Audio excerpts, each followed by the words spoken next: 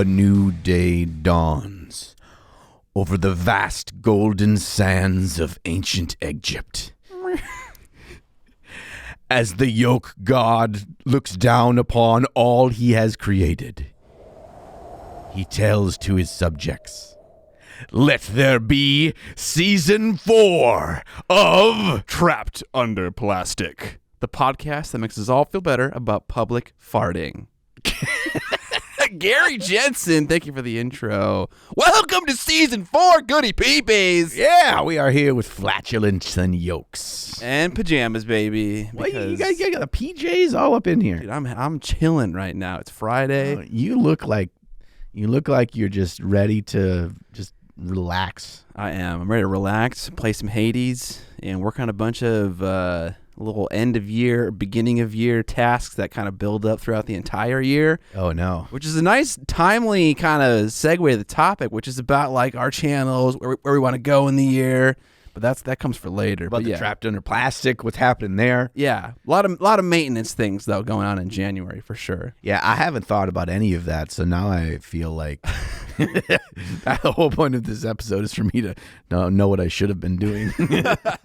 Yeah, I have like a Trello board that I just like drop tasks in that I know I'll never have time for, like in a given year, that are kind of like longer, maybe like 2 or 3 day long tasks. Oh, And then I kind of get to them in January. Which I feel like is I shouldn't do that. I feel like I shouldn't take time off from my channel, like ever. I think I should have that time built in throughout the year. But anyways, yeah. getting ahead of ourselves right now. Yeah. I mean, speaking of things that like we wanted to do and aren't getting around to do, I did accomplish something this week. Oh, did you? On Wednesday, I got a little text message at 11 a.m. from IKEA saying the final piece that I needed to make my wall of storage and display is back in stock after 2 years. Wow. So I had a decision to make. Okay. This was Wednesday. This is celebrate Christmas. Yeah. Or drive to IKEA. yes. It was, the question was, do I stop working on my video and drive to IKEA and basically lose half of a day? How far of a drive is that? It's like an hour and 20 minutes each way. Or do I wait until today, and then after we're done sucking down some tendies, then I stop at IKEA on the way home? But that's 2 days, right? And you got to think how many other people got that fucking email or text message saying the thing's back in stock. Okay, so you're like sitting in your hobby den and you're just like freaking out, don't know what to do. Yeah. I was actually ahead of schedule. I was like almost a full day ahead of schedule. What my typical rotation is to get a video done. Okay. And so I'm like, I believe the yoke god had destined this to happen. Yeah, he was like, you made the time, use it. Yeah, so I did it. I jumped in the old truckaroonie and I drove up and I bought the final thing. And I got there and there was like 28 of them on the shelf. Like, praise be the egg god. yes. For this bountiful harvest of glass and plastic. Yes. Of shitty particle board. Oh, yeah. So while I was there, of course, I bought some meatballs. Did you? Dude, you got to buy the frozen meatballs and the gravy. So Wait, so did you eat it there in the food court? No, I didn't have time for that. Okay, you brought it home for the family. See, the thing is like, I ran because I knew exactly where it was. So it was like I had like this Black Friday thing in my mind. I hopped the gate. I hopped the gate. You're like the only one in the store rushing. Everyone's like, what the fuck's his deal? Yeah, everyone's just like with their family and just like just haphazardly looking at stuff. John's busting through those fucking doors. He's like, fuck these arrows. I ain't following shit. Yeah, I knew if you take the stairs up, you have to go through their whole, the whole fucking winter wonderland of like mazy shit. But I know that if you just hop the gate from the checkout lines that you're not supposed to do, you can go right to the warehouse section. Yep. And so that's what I did. And they're all too nice because it's IKEA. So they didn't say anything to me. And I ran to my thing. I'm like, I grabbed it. I didn't even get a cart yet. And I'm picking up this like 80-pound thing over my shoulder. I'm like, yeah. And then I run to find a cart. And at this point, you have this big, awkward, 6-foot-long box and a big like cart that it's in. At that point, I feel like I can't go get the meatballs. Okay. Because you have this You know this weird feeling of like the shopping cart is your property? Yeah. You never want to be more than like 5 feet from that cart. If you leave it, someone might steal the thing that you don't own yet. Yeah, they'll take the jar of mayonnaise and you won't even know the jar of mayonnaise is gone. Even though there's 29 other ones, this one is yours. This is my mayonnaise. You won't even know until you get home and you're unpacking your groceries. And I'm like, damn it. I left my cart for 10 seconds and someone stole my mayonnaise. Someone stole my unpaid for mayonnaise. Yeah, because that's where our dumb brains think that the chaos in the world lies. So what I think we should do is we flip that on its head. And we should make everyone as paranoid as we feel about leaving our carts unattended. And so I'm going to go around with my arms full of jars of mayonnaise, and I'm going to put a jar of mayonnaise in everyone's cart that isn't watching it. And then... Is this still a metaphor for like this portion of the case that you needed? Yes. You're going to grab this giant 9-foot-long box and you're just going to put it in people's carts? Yes. Okay. Yeah, I'm gonna put all the other 27 that were on the shelf into other people's carts. Yeah. So then I feel justified. Yeah, right. For rushing here. Yeah, like, it was like jumping out of my seat and be like, "Fuck this video." And then the greatest thing is I get home with the thing and I put the giant box in the giant stack of other boxes that I'm not gonna fucking touch. But now I have no excuse. Here's my thought on this. This is kind of maybe leading into today's episode of things we want to accomplish, because getting this fucking thing built is certainly a thing I need to accomplish. Yeah. I told myself I'm going to do it after Adepticon, because any of my free time that I could have to do this work, I should be working on my Golden Demon piece instead, right? Sure. But then it'll be like I kind of like building that stuff. You know, I like building things. Yeah. I like having I have it all planned out how it's going to look, you know, get tchotchkes and shit on the wall. I mean, how long is that actually going to take?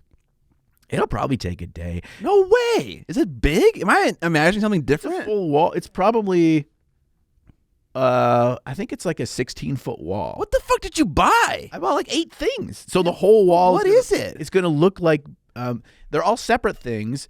And then I have molding that I stain to the same color as those that I'm going to put across the top and bottom. So it's going to look like a full built-in wall, like a fucking library of Alexandria shit. Wow. Yeah, dude, this is where the yoke god sits upon his throne among his many leather-bound books. So, okay, you didn't buy just a bunch of Detolfs. You bought... No. You know, for the longest time, like until today, I was like, is it really that hard to get a Detolf at IKEA? Like, John talks about it endlessly, not being able to get this fucking thing. And I'm like, I go there like maybe like once every like 4 months. I'm like, hey, there it is. I was like, I mean, should I text John right now? Like, hey, John, it's in stock. It's like, no, okay, so this is something else entirely. This whole time you just thought I'm a fucking idiot. And I just wanted 20 Detolfs. I don't know, dude. I didn't think to ask. I was like, there's something else going on here. I'm just not going to mess with it. Yeah, I don't care enough to ask them follow-up questions here. Okay, so it's a whole piece of furniture that looks like a built-in... Does it have a name? Is there a name for it? They're Billy Oxford, the Oxford Collection Billy cases. Okay. Because I need something too. Like, models are just building up on every horizontal surface in my office right now, collecting dust. So I need something as well. Maybe I'll look into that. Yeah. Well, you better go now, because they're going to be out of stock for 2 years. Yeah, honestly. Stop the podcast. There still might be some of those in stock. All right. Okay. So that's something. Apparently, we're knee deep in the Preamble Ramble already, and I didn't even consider it. Okay, I want to ask you something. Ask me something about a holiday season. Holiday season, loop de loop. I know you're searching for the words. I fucking know what it is. All right. I think there's something about a chamber pot. Yeah, definitely Scrooge and whatnot. All right. So, do you have? With your family, maybe it's just you and Amber, or like your family with your parents or Amber's parents. Do you have like a certain tradition of either certain foods or certain treats or, you know, holiday delights? Absolutely. That you have every year? Absolutely. Let's dig into this. Here we go. Christmas Eve belongs to my family, and Christmas morning, and then Christmas evening is Amber's family. But on Christmas Eve, what we do is we eat takeout Chinese food. Oh, baby. And then afterwards, we have we like take Christmas pictures of like us in like pajamas and shit. And Oh, then, you're one of those everyone gets the same pajamas families? No. We just put on pajamas. Whatever you usually wear to bed. Yeah. And then we always take one metal photo. So all the old people, you know, they throw up the horns and they make their most gruesome death metal face. And then we eat dessert, and that's cookie time. We get that one of those. We get one of those little German spinny things, you know, where you light the candles and they spin. And then we eat several cookies. And there's some new contenders everywhere, but there are a couple staples. There's a ginger heart cookie, so it's shaped like a ginger. It's shaped like the heart of a redhead.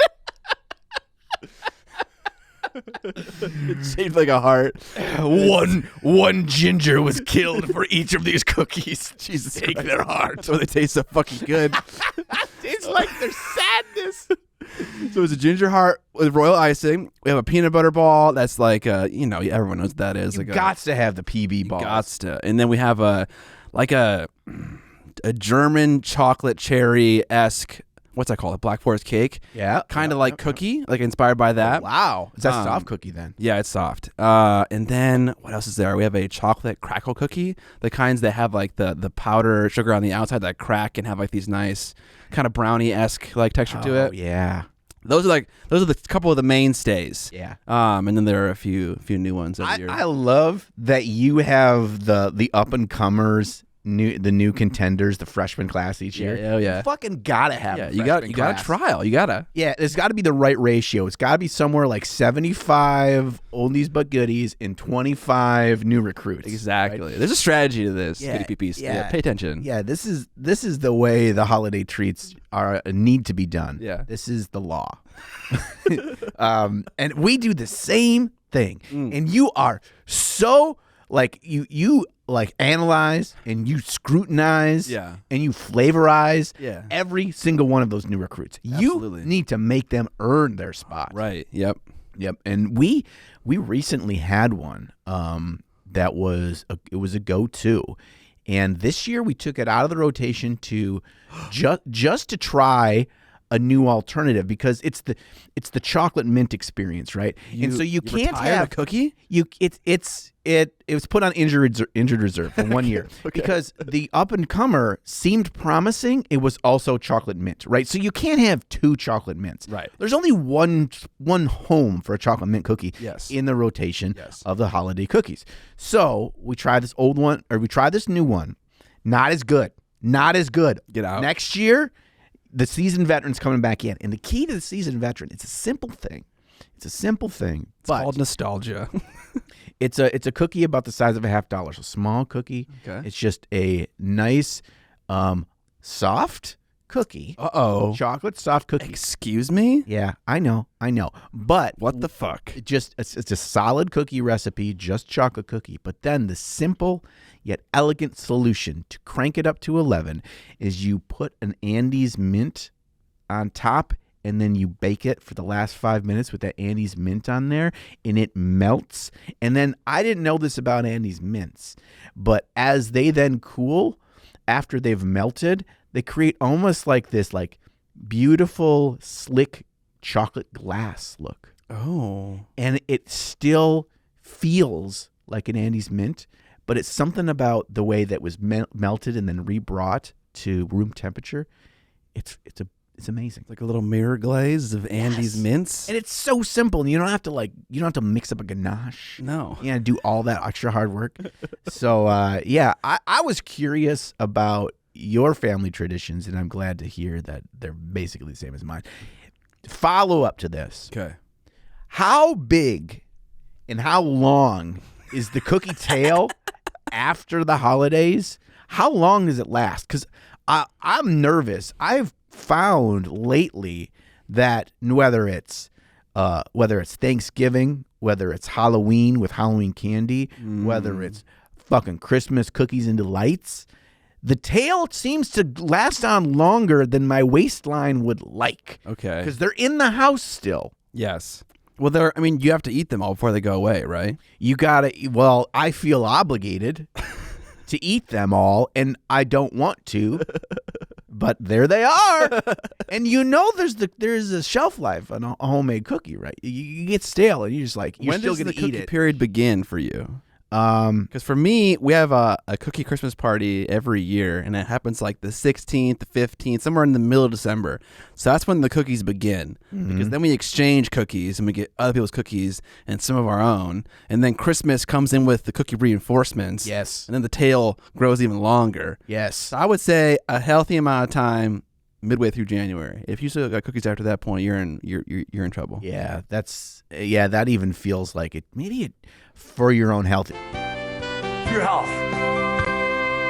It shouldn't last that long, but the problem is you end up with so many. And our other issue is our family Christmases get spread out. Like they start in like mid-December, and then my last one with my parents is January 7th. So we got these fucking cookies sitting around, so we're going to still bring a cookie plate, but in the meantime, I walk by that fucking cookie box, Pop one back. and I'm just like, meh, what's one more? Right. What's one more Andy's candy and cookie at the same time? I know. And I look at this newcomer, and you're like, you don't have the chocolate minty goodies that I need, but I'm going to eat you anyway.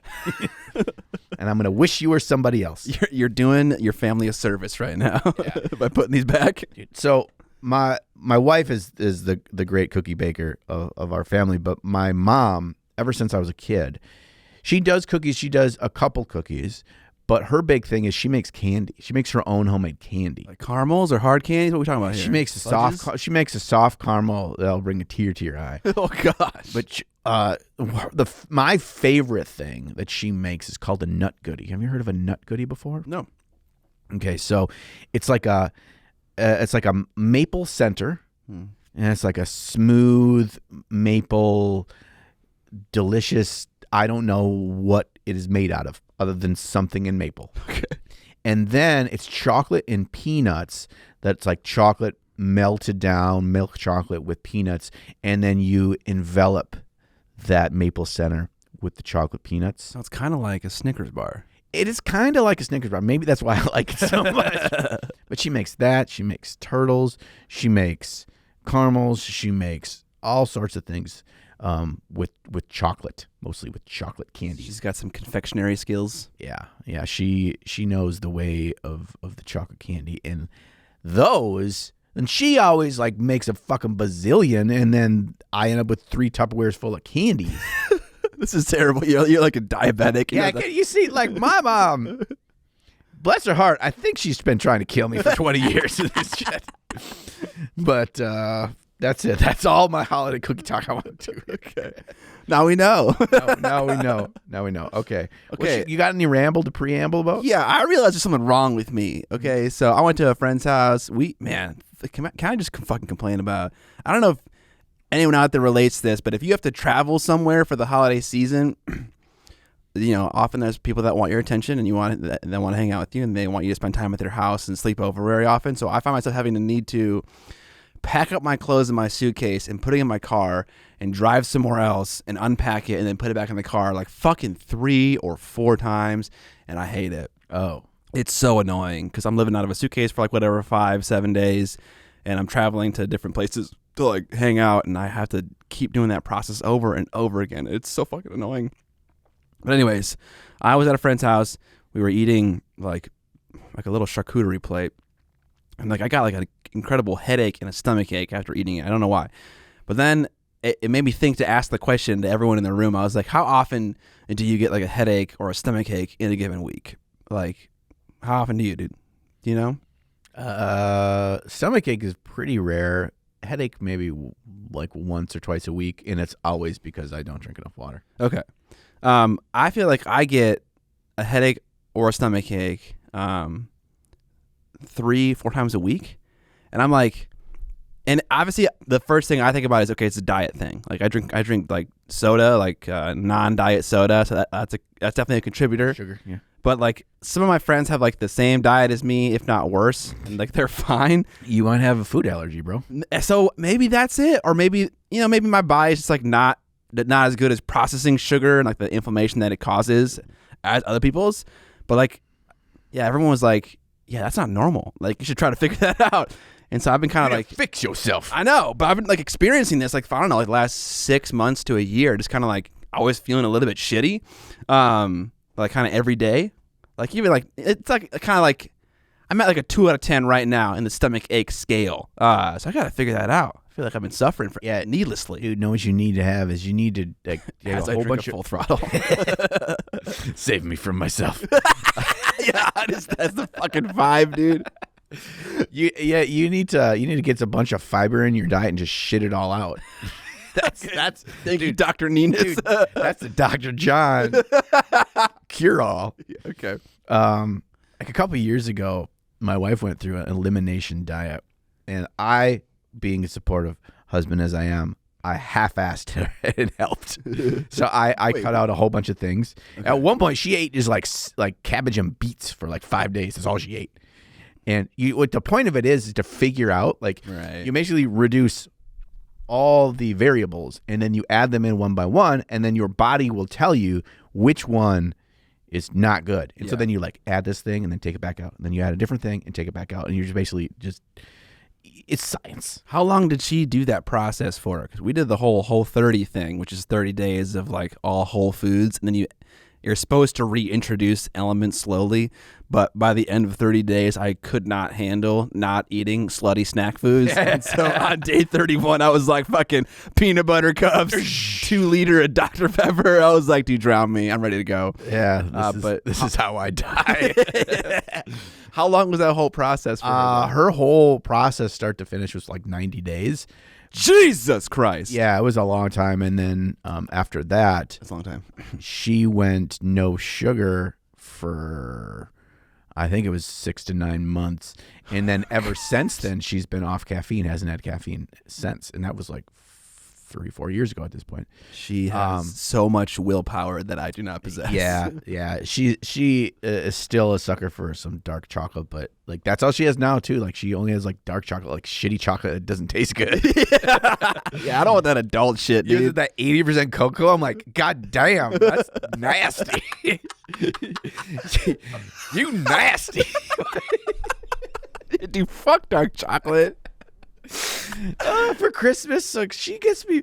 Oh, my Christmas stocking was filled with scratch-off tickets and little oneies of Fireball. The fuck, you goddamn redneck! You got scratch-offs in your stocking? Yeah, my daughter and I sat and scratched them off. We won $10. Okay. You know what we did? We went to the Quick Trip with our $10. This is so Midwestern. You went to the Quick Trip. And, we bought $10 of Kool-Aid and Funyuns.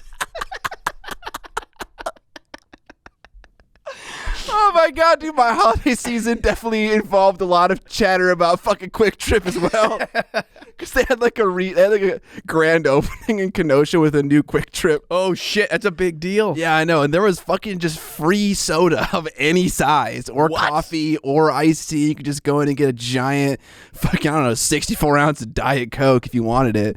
So we're all talking about that. But like, if you guys don't know what Quick Trip is, it's a Midwestern gas station chain that like is the best. It has so much shit. It's basically a small grocery store. Yeah. They have their own branded like dairy products, and so we looked it up. It's like, where does Quick Trip get its dairy products?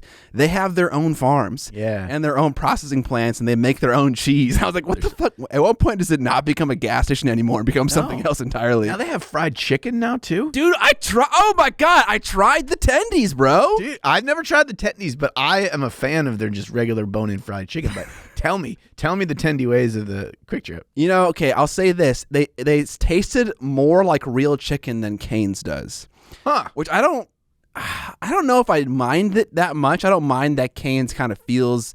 Saying it tastes artificial is not what I'm trying to say, but it tasted more homemade. It was pretty good. It was really peppery with the breading. Like it wasn't better or worse, but it was like another good option. Gas station tenders, bro. Welcome to fucking America. Right. Yeah. And so the best way I could describe a Quick Trip, for those that don't know what it is, it's like a 7-Eleven if 7-Eleven was good. You know, like if it was like it's like classy, but it's like Midwest classy because it's not really classy, but it's clean. It's like it's just like the bathrooms aren't destroyed.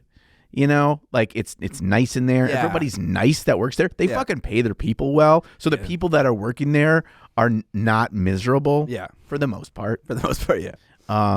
Yeah. So You actually got like little bottles of Fireball. yeah. Oh my God, I love that. So I got that. That's so why I tell this portion of the story is because when I buy all this stuff for my wife's stocking, inevitably you have smaller things, and that's where you give treats. That's what, you know. But like, it's such a miserable shopping experience because I have to go. I go to like the natural grocery store, and then I go to like the holistic section of Target, and I just buy bullshit. Buy this shitty chocolate. I bought like an $8 little bag of dark chocolate covered almonds. And I'm like, God damn it. I would not waste. eat this ever. Ever. And my wife opens it, she's like, oh, those look yummy. I'm like, what the fuck is wrong with you? Give me another Fireball. It's the exact same situation with me and my wife. Like she has such refined tastes for her sweets, and it's just like, dude, no, like I want a Swiss cake roll or a honey bun right now, please. $100p. Yeah. She gets me the little Reese's trees. And I told her this year. Oh, yeah, dude. They're filled with so much of that peanut butter filling, dude. Those holiday ones are fucking extreme. Dude, the Reese's tree is like the scientifically proven best ratio of chocolate to filling. I'm an egg man. Oh, I mean, egg is also good. I like the shape. It's real simple. it's the only shape. It's the fucking egg, dude. Oh, no. Oh man. They're like, yeah, that's like an offshoot, a faction. Hey, we talked about that. Were there other ways to interpret the word egg, like a human egg, or like well, who knows? I don't know. It's the chocolatey eggs. So I told my wife, this was probably like 3 days before Christmas, and I was like, you probably already bought everything for my stocking because you're an adult. But I gotta go to the store right now to get your shit. But I said, if you haven't yet, don't get me any treats for Christmas because I was thinking about the holiday treat tail. And just what I need is more Reese's trees and more Snickers trees, which are also primo. And sure as shit, hidden beneath the scratchers and the Fireball was a literal cornucopia oh, God. of candy trees. Oh, no. So those go right in the freezer. If you don't put your Snickers in the freezer, let me tell you what life is really about. Anyway, that's it. I do have some other stuff to actually. I think I had something else for Preamble Ramble here. Tup Live at LVO. That's the other thing. Yeah, because we're officially now in season 4. So this is a big point in the history of Trapped Under Plastic, because if we were a Netflix series, we'd be canceled by now, because everybody knows once you go past 3 seasons, they have to be like a big time show to make it worth the re-up contract, and we are not. So thank God we're not attached to Netflix. Thank God. So we're officially in season 4. But the next episode of Trapped Under Plastic will be recorded live at the Las Vegas Open. And we're going to push out a bunch of details of that in the coming weeks. But we want people there. Yeah. One thing that we call it live, and the recording is live, but it's still unknown as to whether or not it'll be live on the internet. I had an email I shot out to the guy who's coordinating that, guy or gal, and we're figuring out if there is internet connectivity, because there is definitely a chance where we could publish it or host it live on like the TUP YouTube channel, like no problem. We got to figure that out still. Yeah. But either way, there'll be people there and we'll be live. Yes, we want you there. Yeah. So keep your eyes peeled and your ears open, and your shells intact. You might be like, Scott and John, when is it? Where is it? We don't know yet. It will be at Las Vegas Open either Friday night or Saturday night. Yeah, I guess we're figuring it out. But you'll know when we know. Yeah. But it's crack-a-lackin', that's for sure. Okay. The only other thing I had on here for the Preamble Ramble was it's just titled "Weird Holiday Hobbying." I my whole schedule for like my channel, for videos, for my own hobbying was all thrown into a whirlwind because of VinciCon. It kind of, my whole schedule of everything, my regimentation kind of all fell out of whack. So I'll blame Vince TV for that. Yeah. And since then, up until this latest video this week kind of brought me back on track, I had all this hobbying that happened not how I usually do it, and it was all around like painting all this stuff for my undead for the Golden Demon piece, which we're going to talk about and what we painted. And it just, for some reason, kicking a routine made me more productive because I didn't feel like, oh, I should be doing this instead, or oh, I have this time designated for this, this, and this. I was just like, I'm just going to do a whole bunch of hobbying.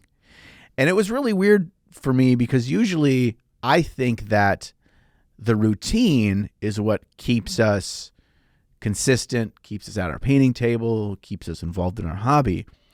But something about just saying, I'm kicking the routine, I just want to paint. And it worked. I don't know if you've ever had It that. made you more productive. It made me more productive. Also, it didn't hurt that I don't have a video game I'm into right now. 'Cause otherwise, that would have been like, "Nyeh." Yeah, you had a bunch of like access time, and yeah, if you had that video game, it'd be easy to spend it that way. I actually bought Diablo 2 remastered, Oh. and I played it for a full day. And at the end of the day, I died, and I went back to get my corpse, and I got my corpse, and half of my gear was gone, and all of my money was. Does that happen in Diablo 2? It's not supposed to, and all my money was gone. And then I was like, oh fuck, then my corpse was gone, and I know if I log back out and log back in, if you have a corpse out there, it'll be at town with you, and it wasn't. So I was like, maybe this is the sign from the yoke god that I shouldn't be playing fucking video games. And so that was the first and last day I've ever played Diablo 2. But it was pretty fun. Yeah. Say. I don't know. For me, because I am traveling during the holiday season, I don't really have access to a hobby desk. But that wasn't really the question you were asking. Yeah. If you get rid of the yoke of responsibility and of scheduling, are you more productive? I've never noticed that specific occurrence, so I'm going to say no. But I definitely can understand how that would work, right? Mm-hmm. Like, especially if you have all this video stuff. And did you even like ignore your inbox and like your emails, and like were you kind of just like focused on that thing? I ignored all of that, like regular workday 8 to 5. Okay, I just ignored that, and then I'd sit down after supper on the couch and I like go through and do emails and stuff. So I still stayed on top of that for the most part, but it was just kind of like, if I was a regular person with a regular job and I'd get a couple days off for the holidays, I'm like, I basically have not taken any time off since I started my channel from the channel. And so I'm like, I'm just going to give myself a couple days and pretend it's my holiday vacation. There you go. And I just said, this is what I want to do with it. And that's what I did. And it felt really good to just be like, I'm not beholden to it. If I get a bug in my butt and want to go do something else, like put together 72 detals, I could do that instead, but I didn't. I had good momentum. I kept that momentum from VincyCon of just you take the good vibes and all the painting and whatever. I'm like, if I just come back and I don't work on this piece for like 3 days, it'll all be gone. Yeah. All of that momentum may be gone. So. That's good. I don't see. That's when you first asked that question. That's kind of what I thought about. Was like, okay, well, I broke up my schedule by going to VincyCon, and I was very productive there. But that was because that was the intent of it. I also went in with like a plan to like paint as much as Vince or whatever, and so I kind of went in with like this angle of, okay, I'm going to be as productive as humanly possible, just for the sake of this video that I'm working on right now. I wanted to like show off a lot of stuff that you could get done if like that was your singular purpose that you had in mind. I think what helps me the most with productivity and like staying focused is when I like am working on a project that I'm excited about, which sounds like really obvious, but like right now I'm in this escalation campaign for Age of Sigmar that you guys all know about and you know about, and it's really exciting, and it's like really exciting to see my army come together. Like I'm at 1340 points right now of painted Soulblight Gravelords, and the more stuff I just keep adding to this army, the bigger it gets, and like it looks really good. Like I'm really taking my time to paint everything really nicely. Yeah. And so each new addition is like just keeps making it look like more magnificent and cool to me, and like the motivation and the energy just keeps rising. And it's like the closer I get to 2K points, like the more excited I get, and that energy really just encourages me to keep painting more and more. Yeah, that's having that external bit of motivation that it just kind of happens and you don't have to force it to happen. Yeah. That's really cool. I'm already excited because I'm going to in the near future, I'm going to start my new army, and a lot of that is like from like inspiration of how you're going about doing yours. And I really feel like I really am excited to do it like you're doing it. And so STDs? Yeah, I'm going to get all the STDs. Well, what the question is are you going undivided? Are you going corn? Are you going, what are you going? What's the mark? You can have whichever mark on whichever unit. Oh, it's true. Okay. You can mix it up? Yeah. So, yeah, like my Chaos Warriors are going to be Nurgle marked because they're defensive as fuck if they're Nurgle marked.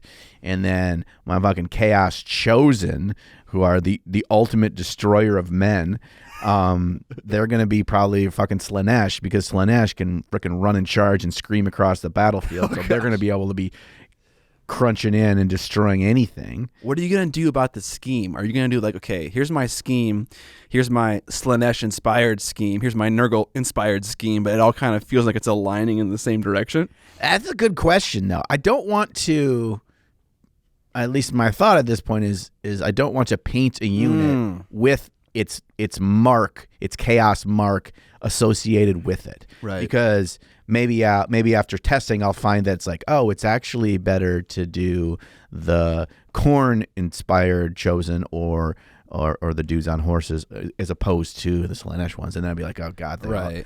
Now all my fucking chaos chosen have one titty and they're all purple colored. Or a new book comes out, sure, rules change. Yeah, so I want them to the whole army to feel cohesive. But in a way that I've appreciated the way you do it is that they're not all fucking matchy, samey, right? Like there's enough of a bloodline running through everything so they feel apart, but they're all there. But it's not just like, I use the same 5 colors on every single model. Which you are right. You are right. That does make the painting a lot faster. Like you were able to paint your Chaos Legion and also that Admech force super quickly because you did use a very restricted amount of paints that was consistent across the whole army. So that's not fun either. It's not fun, but they look pretty cool at the macro level. Yeah, for sure.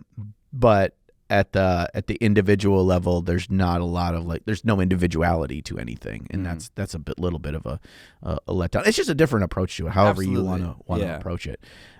So yeah, I'm excited. That's again, when is that going to happen? You fucking talking about shit that we're supposed to be talking about in the main topic of today's episode. This is the carrot at the end of the stick after Golden Demon, I'm assuming. No, it's I'm going to start. I'm going to start here in the next month or so. Is my first do a video. Okay, well, yeah, let's pause this chat because now, yeah, you're totally right. We're getting into the main topic right now. Let's get into what we painted. Okay. Did you get any fucking spooge on these ones? Or these? These are spooge free. Yeah. All right. I am really not much progress happened. Let me forewarn you. But I am really getting into airbrushing lately. I feel like I'm getting to this point where this is a valuable tool to me in my painting process, and I prefer to use it at least a little bit as opposed to not using it at all. When I'm not using an airbrush in a video, I'm trying to be more approachable, or I'm trying to flex a little bit. But I don't know. I did so much airbrush work on these models before I did a paintbrush. So I did a 3-layer zenithal undercoat, which largely feels unnecessary most of the time. It's just too much work. Yeah. But for the hood, I skipped that third step because the hood is this kind of desaturated blue color. And if I apply that last highlight, it would kind of blew it out a little bit. So back down the back of the cloak is that third one that kind of brings a little bit more vibrancy. Yes, and also across the rest of the model, the skin as well. But I just kind of avoided that hood part. And then I applied a layer of Vallejo Express colored game ink to the cloak. I applied a brown to the pants. I just did so much airbrush work before I did any paintbrush work. And then I'm finally starting to get into it now. So I'm really having a lot of fun with my airbrush as of late, and I use an Iwata HP BH for those that are curious. It's kind of like the slightly better version of the Iwata HP CS, but it's markedly more expensive. It's the BH, yeah. So it's the butthole version. Butthole version. Show me your butthole. So, okay, you airbrushed the brown on this pants? Yeah, so Look, dude. I know, and none on the cloak, right? I know. That's why I'm surprised. Yeah. I expected a little bit of poop stain on the underside of that cloak, but there was none. Yeah, so it's all about that order of operation. So Yeah. I did the brown first, and then I did the teal of the cloak. And the teal ink is translucent, and so when it covers up that brown, it kind of looks a little bit like shadow. Yes, it and does. the teal on dark brown, because it is translucent, doesn't really show up at all because brown is such a dark color, and that teal will only really show up when you apply it to a bright surface in the first place. So making sure you got the order of operations right with an airbrush, like what part of the model you're painting, what colors are you using, stuff like that, really allows you to extend the airbrush process to a much longer place. And also the kind of model it is, it matters as well. Like this guy has he has a very open pose, right? Yeah. You can get at these pants pretty easily with not much issue. So again, yeah, not much progress, but a lot of airbrush work that I was pretty happy with, and looking forward to finishing up the unit with paintbrush now. Yeah, I mean, it's such a wonderful foundation to it, where it's like these could be done. Yes, like the hood part, I'm gonna add like I think a layer of highlight with just that same blue color, because there's a little bit of teal toward the bottom of that thing, right? Yeah. A bit of that ink kind of snuck up onto that hood thing. So I think one brush highlight with that same blue color will be good. Yeah, because then it'll be more opaque without being such a massive jump. 'Cause that color exists, but it's more opaque. Yeah. Brush. Yep. Exactly. And then the cloak, the teal cloak, I think is done. I might put like some, AK has like that enamel, like dusty wash you can put. I put that on the bottom of the cloak. That looks really nice. But yeah, everything. I don't know what to do with the skin. On the test model I painted, I did a really rich, warm skin tone. And I don't know at this point if I should just paint it normally, like, shadow color, mid-tone, highlight, or what I should do. What do you think? I really like this cool, cold toned skin just as a base. Mm-hmm. Because it feels like the faction, right? Yeah. Because it feels like it's part of about who they are, so I really dig that. The only thing you could do if you wanted to not make it look like they were zombies, because it could kind of feel like they're undead coming from the sea, would just be in a little bit in the shadows and take like a burgundy or a maroon, something like the reddish purple spectrum, and just kind of like put that in, almost as like a glaze into the deeper shadows. Just kind of like run a couple lines and do a little like black line where that meets their skin meets the cloak things. Yeah. And a little bit of warmth. It'll be just a little bit of warmth without it like screaming, too much. Yeah. And then it'll make it pop a little bit more. Yeah. But otherwise, it's funny you mentioned that thing about the skin looking like it belongs in the faction, because the art for Silenceman on their unit card has them with this green desaturated skin tone. Yeah. Like, I don't know the story of drowned men in Greyjoy, but I don't think they're actually drowned, but no, they're it's still a pretty sweet name. Yeah, they're still very much so alive. Yes. But yeah, so I don't know what I'm gonna do with that. If I do switch it up and go with a green skin tone or whatever, I'm gonna have to change the one test model I did, but that's not really hard to do. Very exciting. Look at you, like, simultaneously painting different stuff for different armies, for different games at the same fucking time. I know. We'll talk about this in the main topic about like painting for army versus painting for display, but I get a very different kick from both of them. Yes. But yeah, how about what'd you paint? So like I said, I finished all 6 of my zombies that are full zombies that are going on the diorama. There are 2 zombies on the diorama that are like actually mid coming out of the ground. And those I have to wait and paint until I have the whole rest of the whole base painted, because they're like glued in and underneath they're coming out of the ground. So like the ground stuff is kind of a part of that. But all of the other zombies, which are the number 1 amount of models that are on that piece, are zombies. And so those are 2 that I finished that you hadn't seen. And so I brought those for you to take a look at. That one on the left, the dude with the pink kind of skin, is the dude that I did for the recent video. After I had painted, I think 4 of them. I painted 4, testing out all these different kinds of undead skin tones, and no 2 of the zombies have the same skin in the whole thing. And it was at first I was a little bit nervous about that, but I actually think that the diversity of it tells a story in and of itself. Absolutely. It is very obvious that you are intentionally doing that, and that's the only important thing to me. Yeah. It's like you aren't trying to match them. You're trying to subtly modify the skin tone each time, and it definitely reads. It's obvious. Cool. Okay, that's a good thing because I was a little nervous about that. But what was interesting is that I used the same like first highlight step and even second highlight step for all of them. There's a color called Deceased Flesh from AK's 3rd Gen that I use to build up in the desaturated way to bring the highlight. So that like takes the color out, and then no matter what weird color you started with, it makes it read as dead because all the life is gone from it as you build up in the highlights.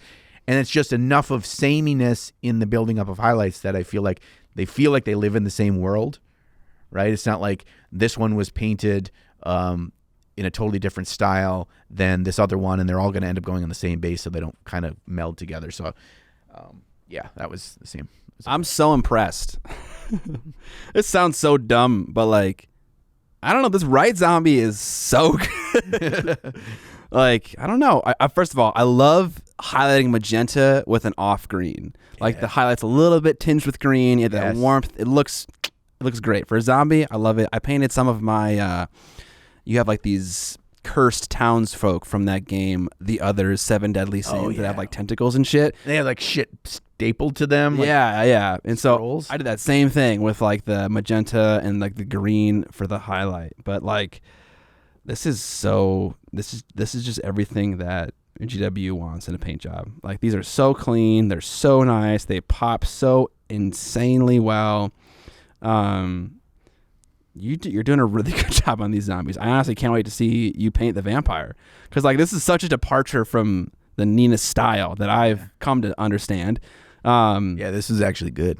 No, that's not what I'm saying. Like, this is like, because like the I think what's really impacting it, and maybe I'm stepping on the toes that we want to talk about in the preamble. Sorry, the extended portion of the podcast, but like started from that mid-tone, shading down, highlighting up, you get such a more vibrant and poppy like look, like all over the model from head to toe. Like, as opposed to like considering the model zenithally, where it's like, I'm gonna try to light this top to bottom and kind of forget about the feet, forget about the knees and the shins. It's like everything is taken care of, everything on the model, and so it makes it's all very visually appealing. Well, you're doing a great job. Thank you. Yeah, and it's just a pressure of keeping it up. And I was like, the vampire is gonna be better, my dude. I know. She's got to be the best thing on that plinth. No pressure. So she's the last thing I'm gonna paint, the last model I'm gonna paint before I then do the whole base. But there's a lot of work on that base with the big creepy trees and then the bats flying off of it. But I still don't know, and this is something maybe we talk about in the extended version of the podcast for the Goody PP Patreon members, is I may need you to pick your brain on this, and this is how to approach the dual lighting on that base, because it's not as simple as I was kind of thinking it was in my head once I started getting these done and approaching it. So from these, you can see on the front, it's almost like the sun is rising. It has just gone over the horizon straight ahead of them in the morning, and it's like directly pointed straight at them. Okay, so the sun isn't in the sky yet. The sun is like the light source, whatever it is off scene, is basically directly horizontal to the model. Okay, and then the light from the back is from above, like the moonlight or whatever that unholy blue light is obviously not directly from behind. It's above and coming down, and based on which angle the model is going to be on there, you see where it's hitting which side. So how do you show that on a flat surface that is the base and where they meet, where those lights meet?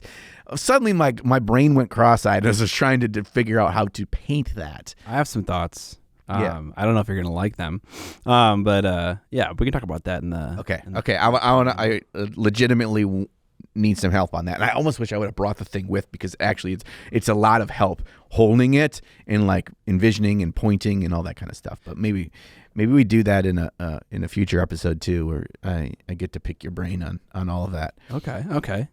Cool, man. This is so cool to see this progress. Like, okay, this might sound like phoning it in, but even if you don't finish it this year, like, this is still fantastic progress toward this thing. Like, I feel like this is the kind of thing you don't necessarily want to rush. Right. But also, I understand the importance of a deadline kind of pushing you to actually finish it.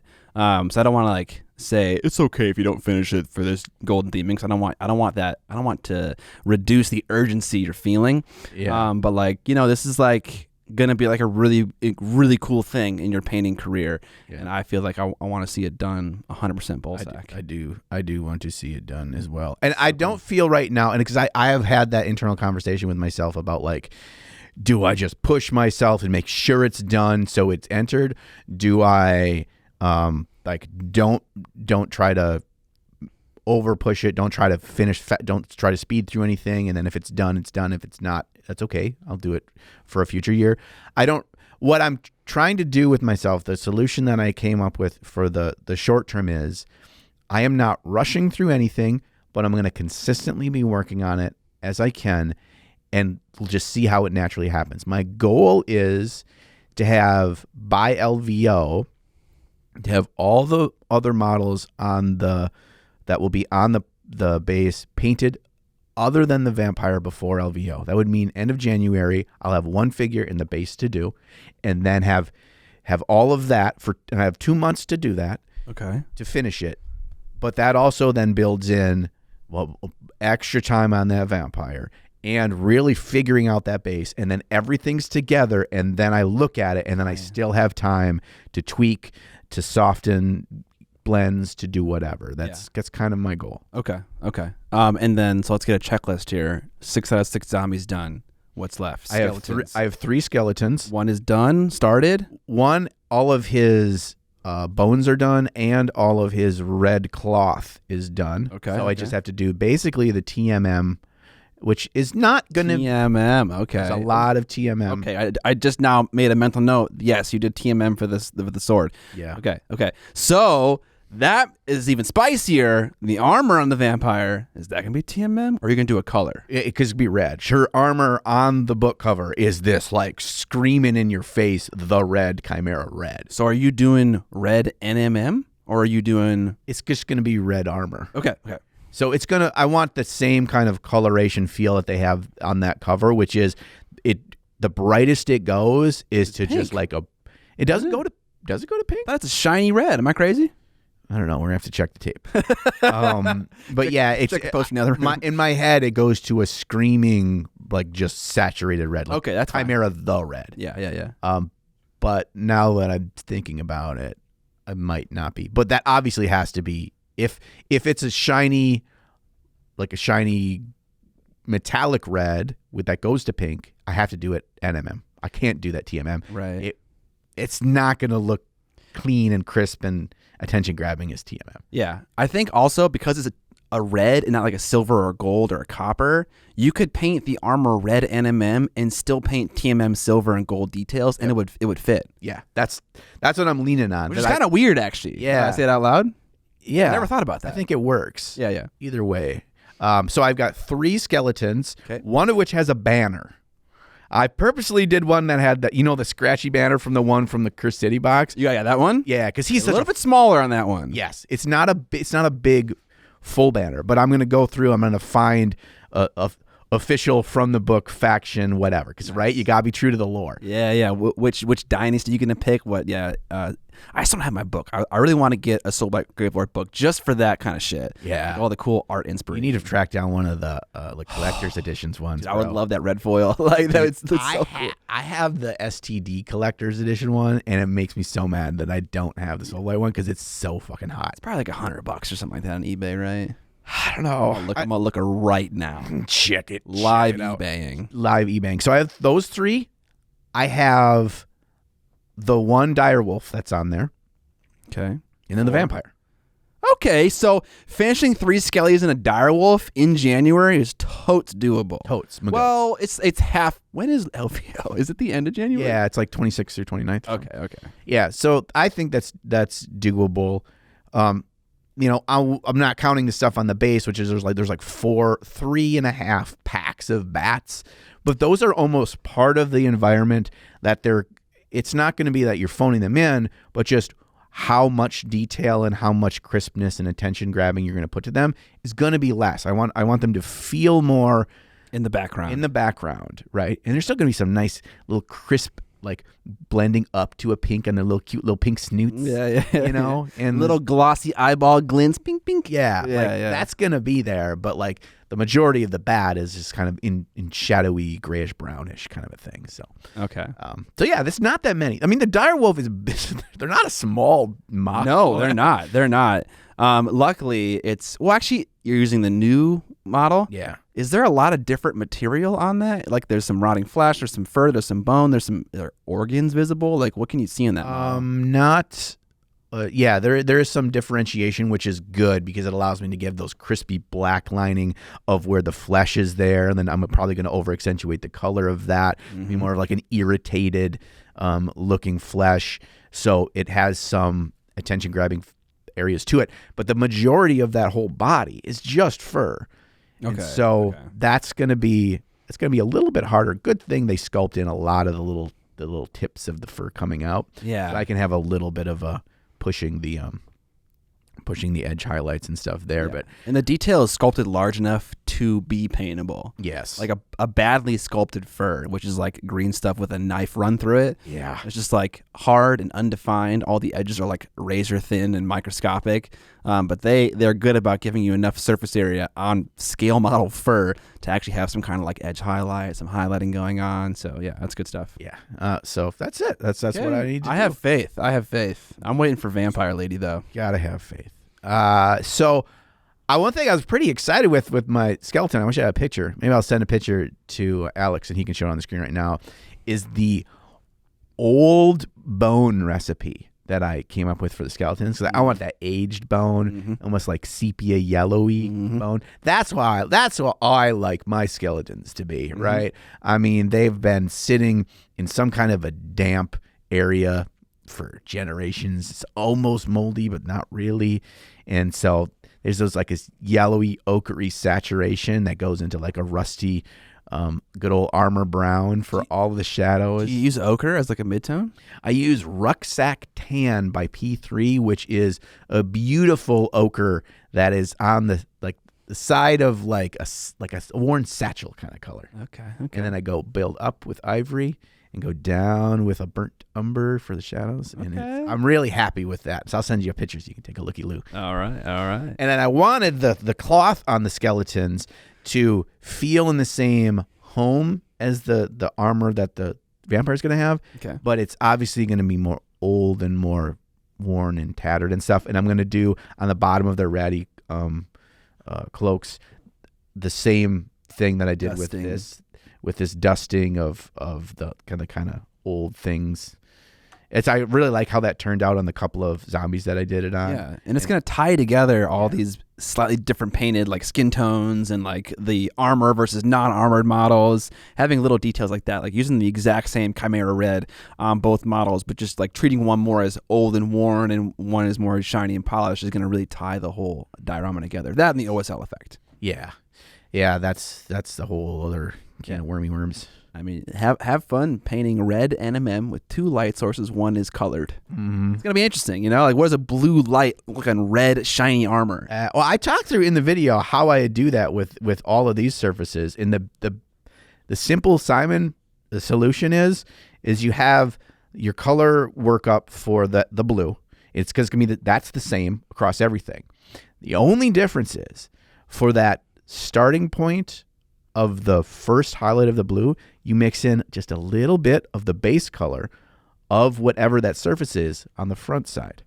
So for her, this kind of like olive greeny dress, on the back, we're mixing that blue in. There's a little bit of that olive green mixed in, and then I just build up the highlights with nothing, no added bits of that color. So there's just like a hint of that color is different. If you look at the different surfaces from the back, they're not all the exact same blue. There's just a little bit of a difference. That is the influence of the base color. And in in a light situation, how much of that base color shows is vastly dependent on the intensity of the light, the color of the light, The material it's reflecting off material. of. Yeah. The how much other like non-colored light is visible there to show you that true color. And so I wanted it to be,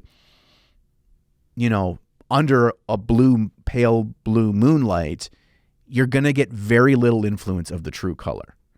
And so I want it to be there, but just faintly enough to there's some interest of all these blues are just slightly different, but not enough to really, I don't want to overdo it. I don't want to overthink it. And so if I'm going to go with that, I'm going with that with everything across the whole diorama from the back side. It gets a little bit interesting with that red armor because it's reflective. Yeah. I think I could definitely see the difference in the blues for sure. And I think that it doesn't even need to make sense from a reality perspective for Golden Demon. They don't care about that shit. I mean, if it is or it isn't, it doesn't matter. As long as you are executing it flawlessly, like that's what's Consistency. That is absolutely. And this is looking good. Why didn't you paint the dagger with some of that blue moon on it? That's a good question. Maybe forgot. Okay. Because it's like I look at the back and everything is kind of bluish, but she's kind of holding the dagger kind of a weird angle. It's like she's like pointing it at what I would imagine the direction of the light source is coming from. Mm-hmm. But then again, I have no idea where she's going to be in the diorama. Yeah, if you look at the nail, it's in the dude's head. That's all TMM, but I glazed over a little bit of that blue on that silver to give a little bit of a shine to that. That's probably what I should do with that dagger. Yeah. Possibly. Also, the rust part wouldn't be shiny, and it would catch light in a very similar way to the fabric because they have similar levels of reflectivity. But yeah, that's all the nuanced shit that you figure out when you start putting models on the base. You determine the final direction and location of that blue light. Yeah, making little micro adjustments. Yep, it's gonna be good. It's gonna be good. Oh, doggy! Well, time for the topic. Well, first we need to talk about today's sponsor. We don't have a sponsor today. But there is no sponsor for today. So if you guys are enjoying this podcast, consider supporting us on one of our couple of areas where you can support us, namely our Patreon or on our Teespring. Both things linked down in the description below. Through our Patreon, you can get access to an extended episode where we chat about things like new models from other painters that we're excited about that they painted up or sculpted. We talk about things like giving feedback to one of our community members. So as a patron, you get to supply feedback for us to give during an episode live and unhinged. And lastly, we talk about new things we've experimented with, new tools, new techniques, and how those things turned out. So that's what you get with extra 20, 30 minutes of podcast of us yammering on. Lastly, you can also buy shirts. You can buy sweatpants. You can buy maybe coffee mugs from our Teespring, link down in the description below. I think so. Yeah, that would make sense. I swear we have there is coffee mugs at home. yes, there is. Or here, somewhere. Yeah. But we appreciate that support a ton. We do. And there's another thing. First of all, we appreciate the support that we get that helps keep the podcast going through Patreon, that we can do an episode like this when nobody out there is nice enough to want to sponsor us. That's fine. They have to yeah. They have to sleep with themselves at night. We don't. Mean people. God. But let's say you're associated with a brand in the miniature hobby. Maybe there's a brand that you really like, or a friend of yours owns a company or works at a company in the miniature hobby.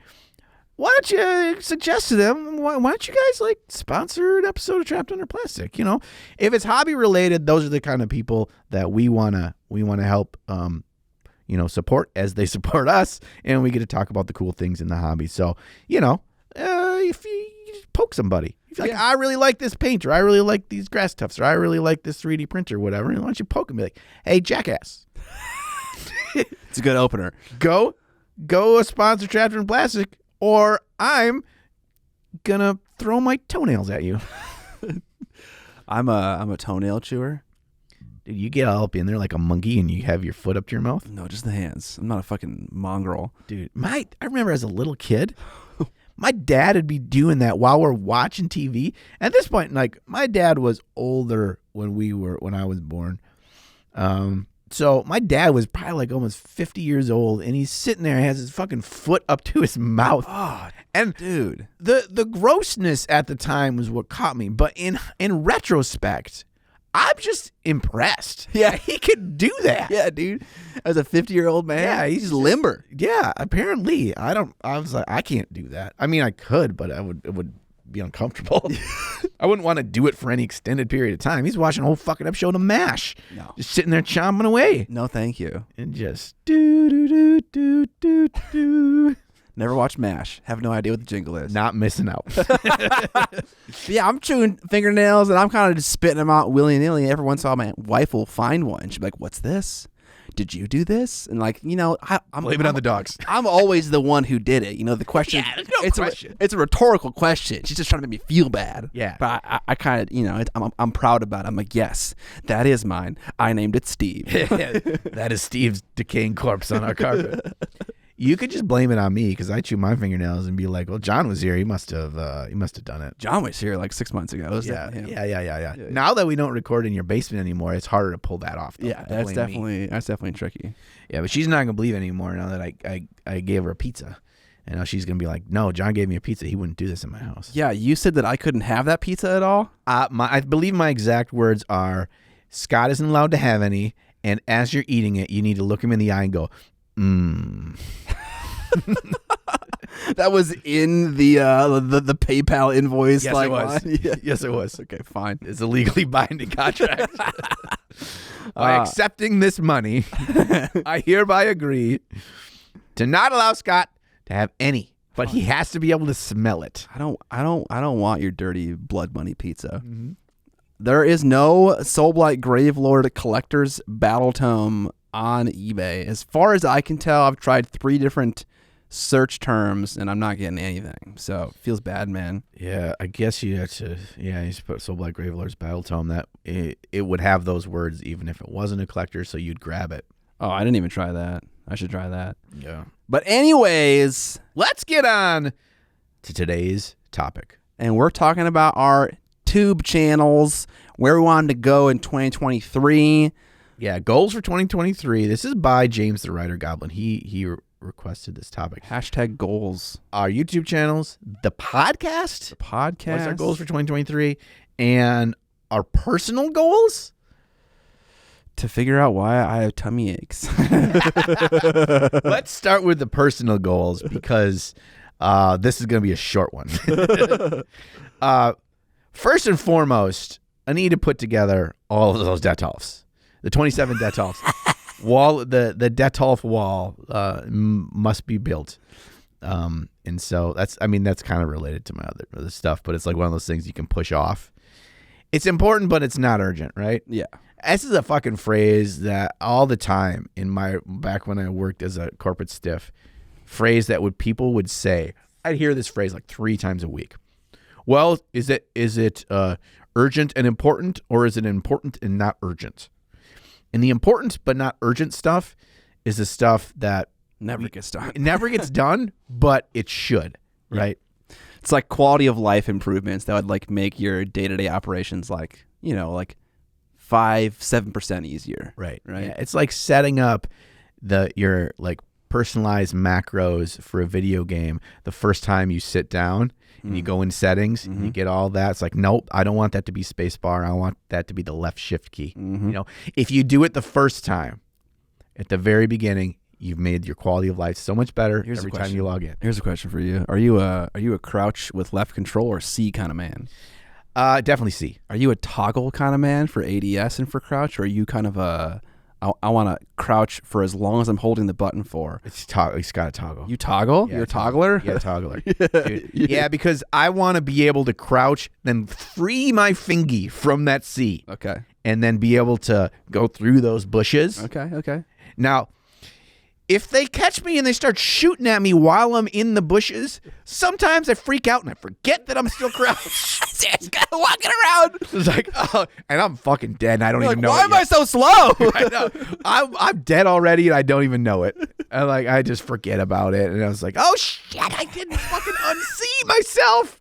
I'm running away like a turd. We know that John is a toggler gamer now. Which Yeah. There's no right way. I was just curious. Yeah. you know, you got to get those side mouse buttons. Ideally, you get your side mouse button set up for such things as the crouch. Okay. You know, your hot cast, all those kind of things. Usually I'm too lazy to set those up until I've really gotten into a game, and then my brain's already wired in what button it's attached to. So what are we talking about? Talking about like setting up macros for like doing your Google Calendar? What the fuck are you doing? what are you doing right now? You gotta fucking, what were you doing with your lips? I was like checking my moisture levels. Okay, you're kind of like a heroin addict there a little bit. Yeah, I just. All right, we're talking about things and goals and stuff. Yeah, I want to eat less treats, motherfucker. Okay. I have. This is really bad because I have one right now. I went 8 days without caffeine.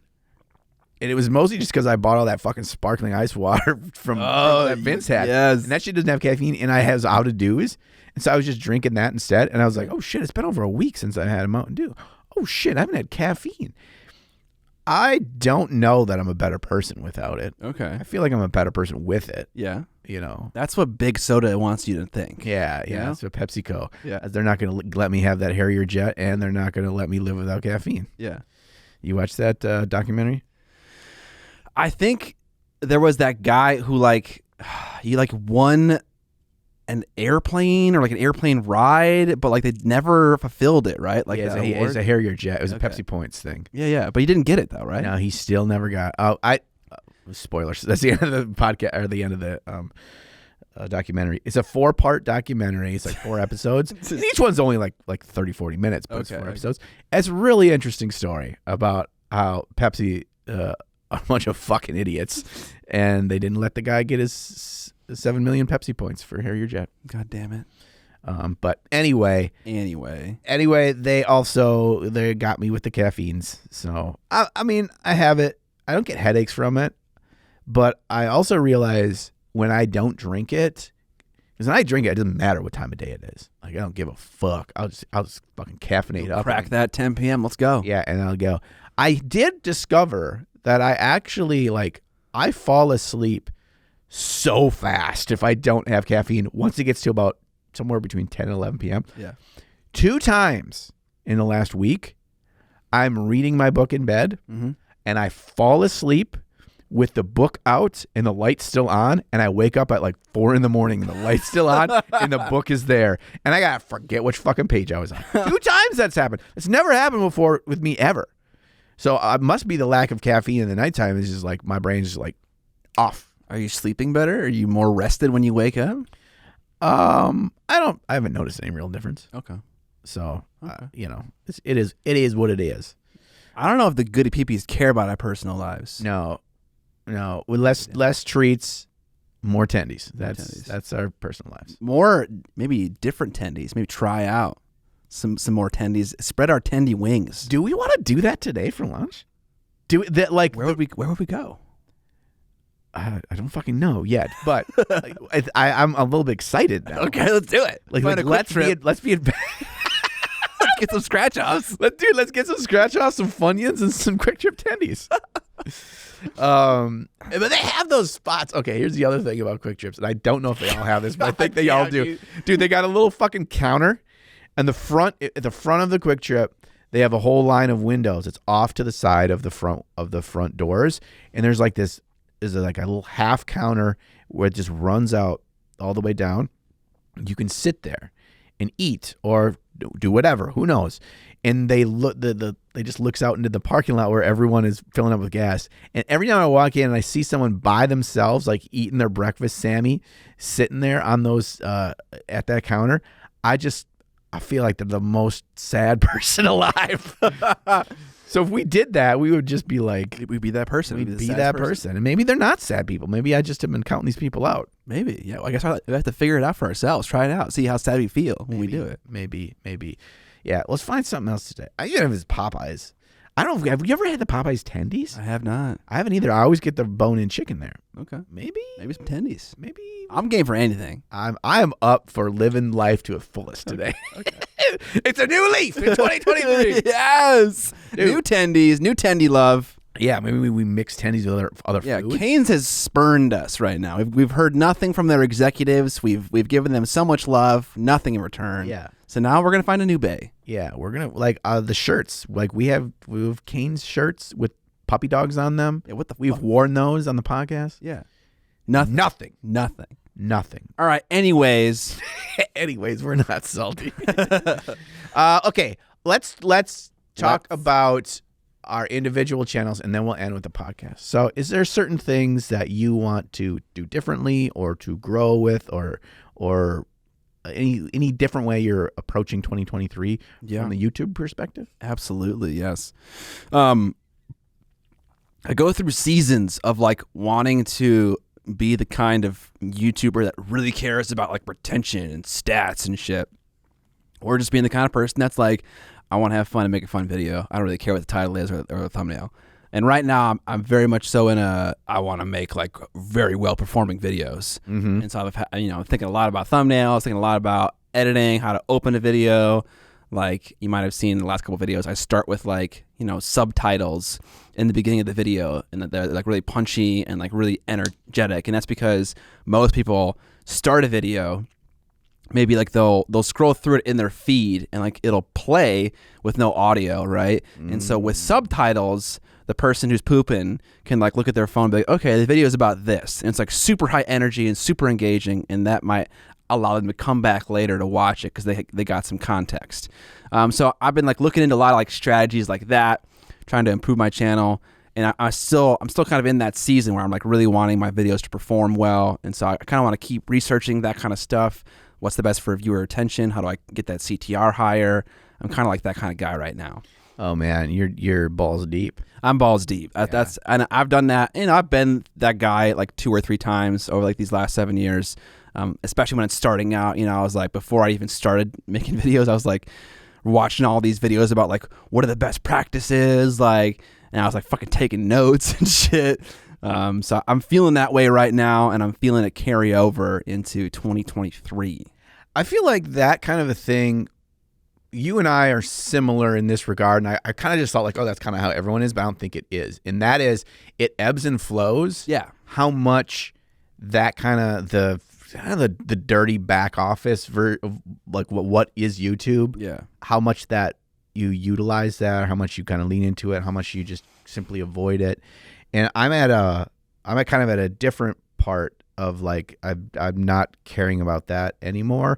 I feel like not that I don't care about it. It's that like I've kind of figured out how I go about titling videos and how I go about like my style of doing the thumbnails. And so I've got a system or a rhythm there, or things that I feel vaguely confident in. And so I am not going to give more of my energy to that right now. And I'm going to go with what I've been doing with that. And instead I'm going to refocus on, to me, what seems fun, what seems silly, what excites me. Mm-hmm. And then what are the things I already find myself wanting to do, and turning that into fun videos. Yeah. I don't want to just chase the dragon of this is what I think people will want, or this is what I think people will click on.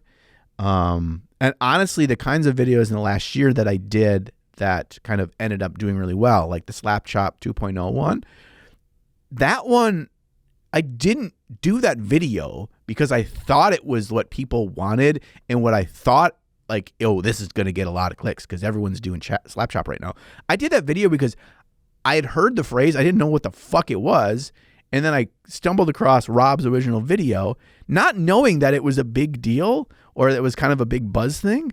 And I was just like, oh, this is really interesting. I wonder how I can learn from this and tweak it to see how much I can improve it with little extra work.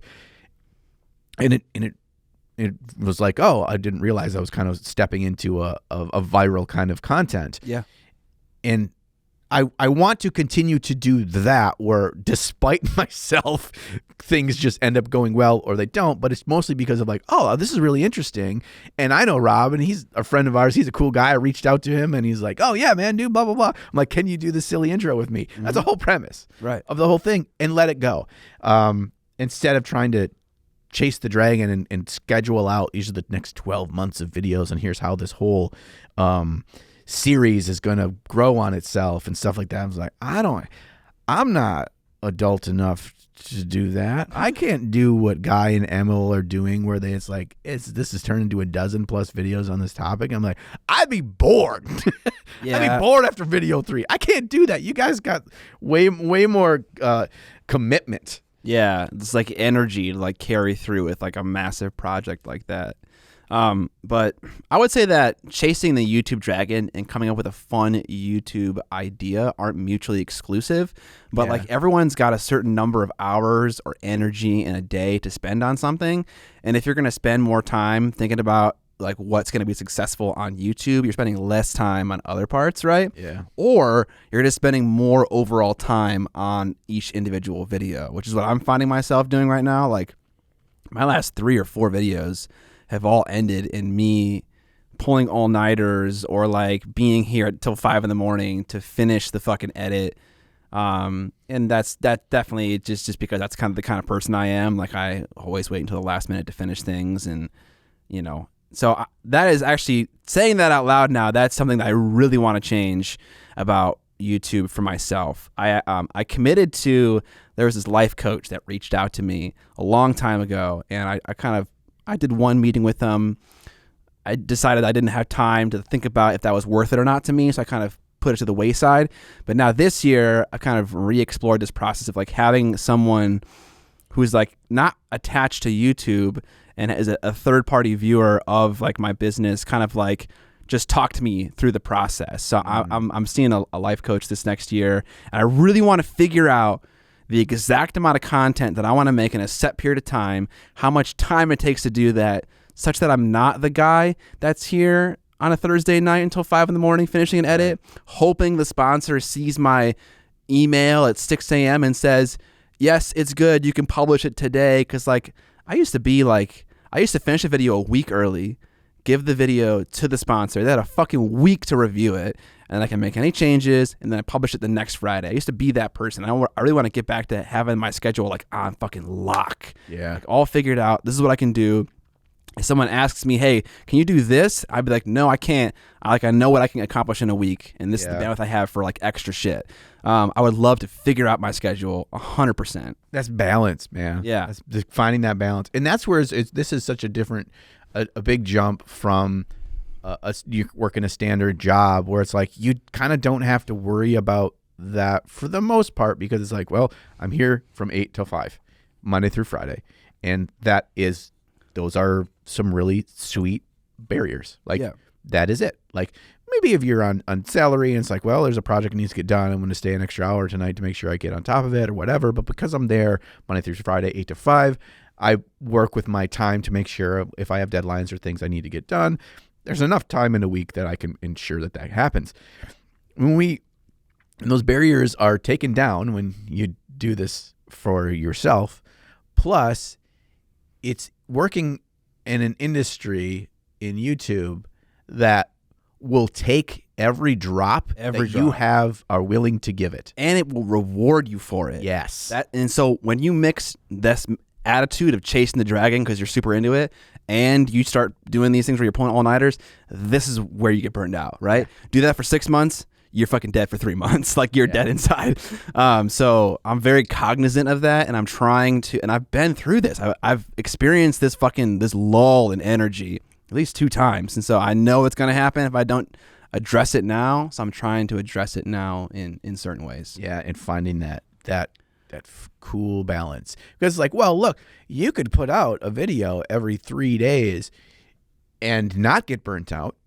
But the way you do that is to have a staff of like 15 employees. Yeah. And even then, you have to micromanage all of those people and make sure that things are going right. And you still have to put your final stamp on it. And then it's how much of it is it you anymore? And then, all these kinds of things. And it's like, I want to live a life where it still feels wholly me. I don't have to have a full staff of people to just do what I want to do, which is just have fun and make videos that I think are fun and funny, that make me laugh thinking about the things and make me feel like I'm working towards a project that I'm really passionate about, and then that will organically show itself in the video. Mm-hmm. And I found in last year, I found a balance that for the most part, it didn't burn me out, but it got me like right up to that edge oftentimes. And that was my regular schedule was 2 weeks on, 1 week off in terms of video releases. So that would alternate. So it would be like this Friday, I have a video coming out. Next Friday, I have a video coming out. Friday after that, I don't. And then it repeats.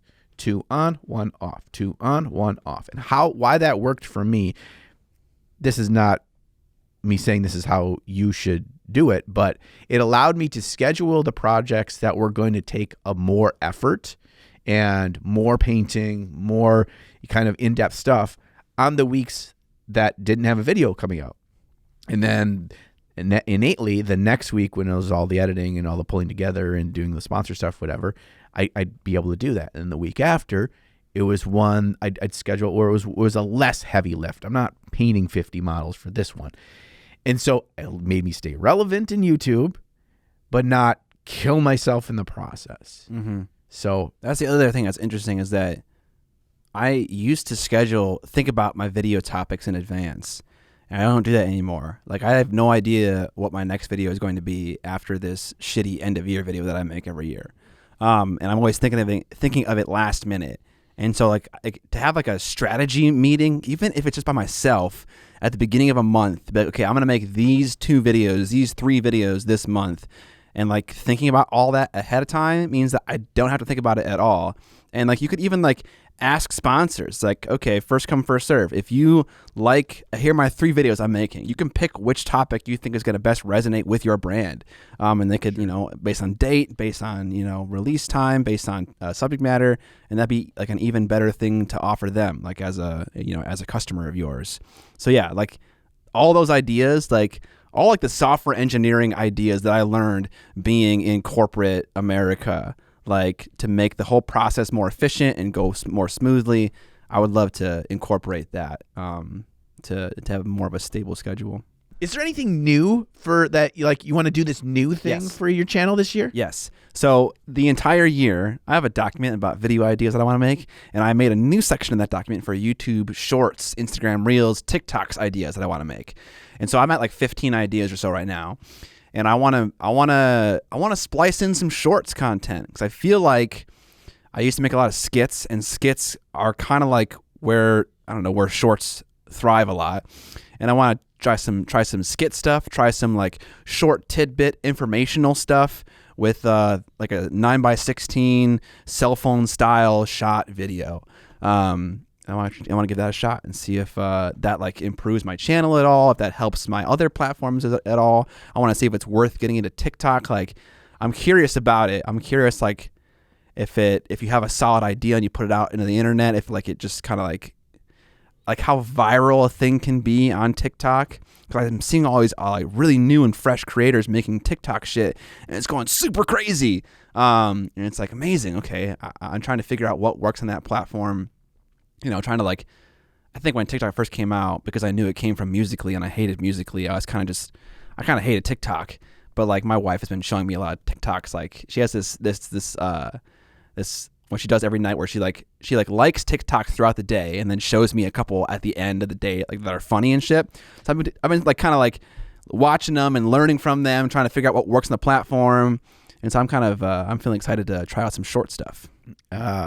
Did she show you any of the ones where the cats, then the cats are animals that are talking? Oh, dude, those are the fucking hilarious. Like people do voiceovers of funny scenes, or usually they're cats, but they're all their other animals as well. I mean, there's a lot of animal content. Yeah, it's hilarious.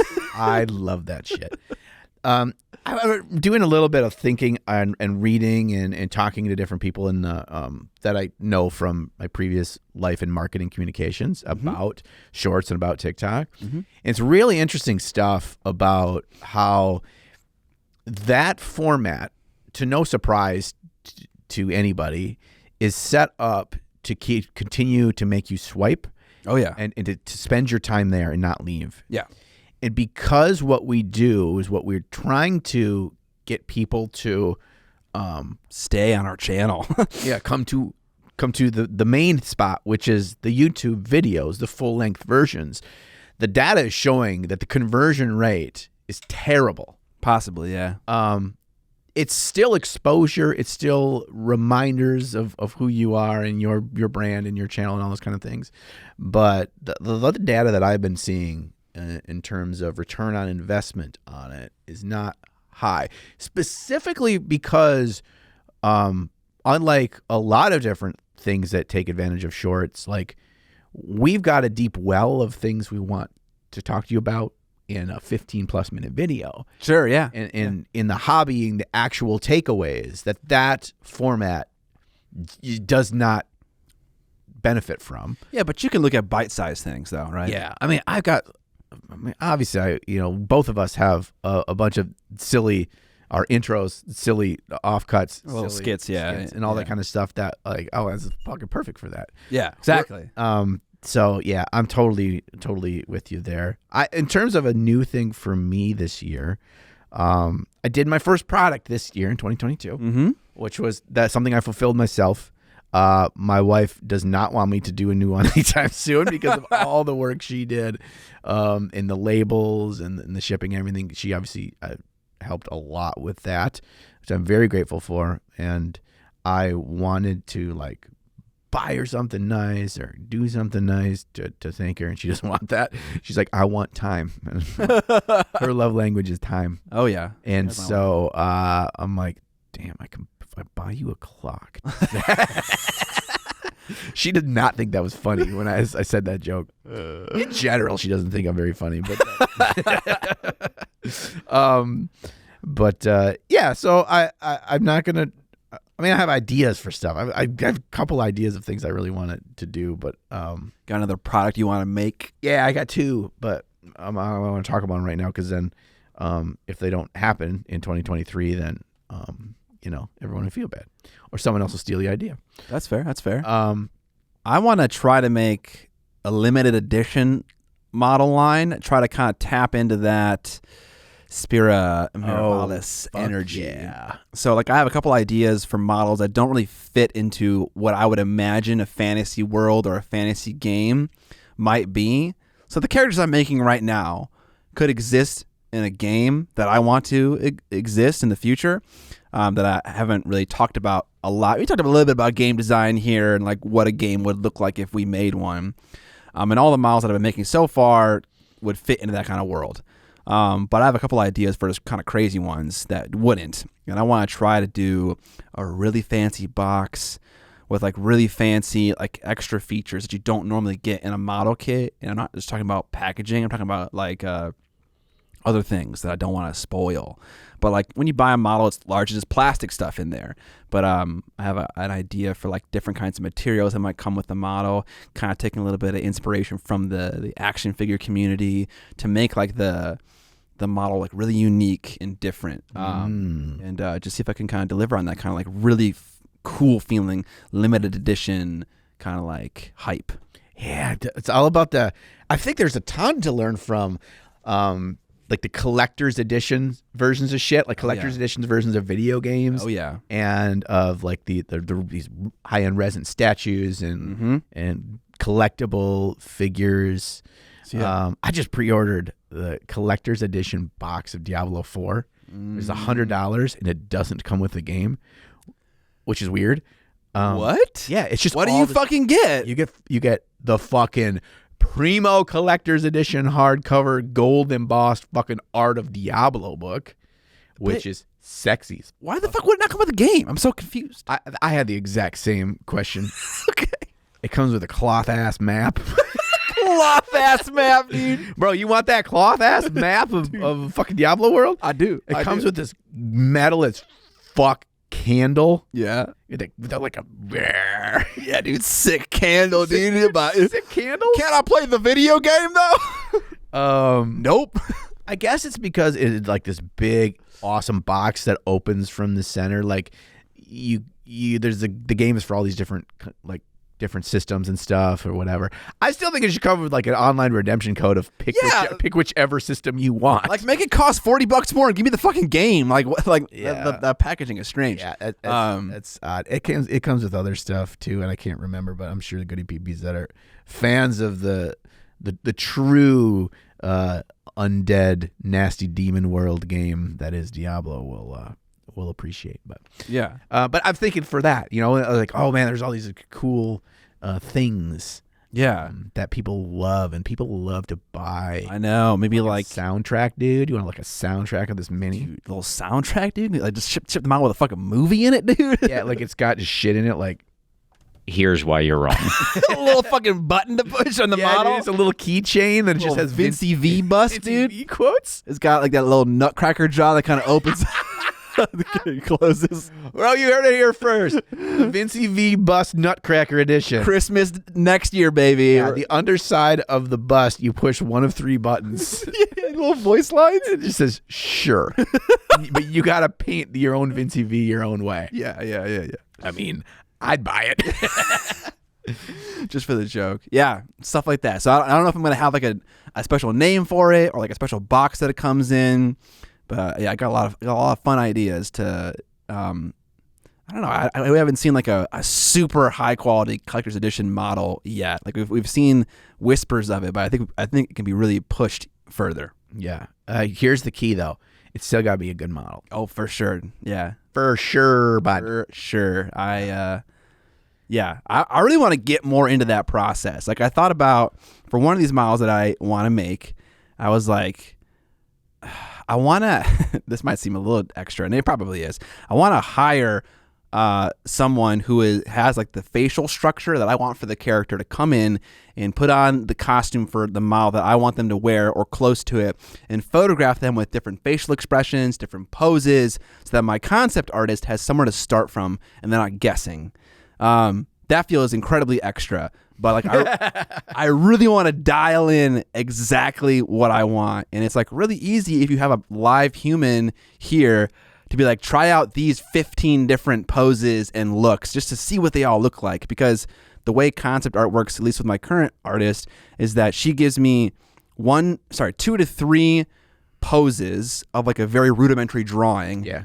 I pick a hybrid of 2 or 3, and then we kind of hone it in more and more and more. And so just to start with like 10 different images and know exactly what I want is something that's kind of appealing sounding. But yeah, I don't know if that's worth it. You need him in here with the green screen with the ping pong balls all over him and then the green suit. Yeah. And so you can like motion capture them. Yeah, I'm fucking doing mocap for this shit. Make separate silly faces. I wonder how much it would cost to have Steve Buscemi come in here and do that Steve Buscemi poses. Yeah, I don't need anyone famous. I'm talking why? like Craigslist actor here, you know? Oh, yeah.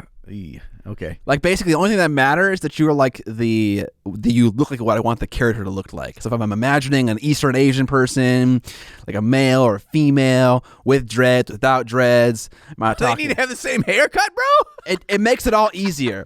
If the closer they are to the character that I'm imagining in my head, the more like on point the drawing is going to be. But that, it sounds, that's a certain way to do concept art, and that's very specific. I don't know if it's worth it. Oh, yeah.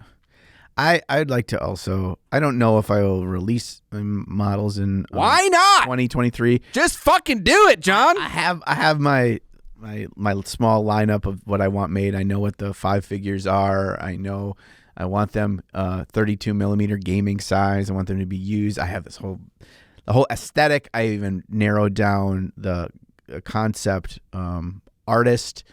I don't know if she's available because she's kind of famous to do like the character concepts, the box art, whatever.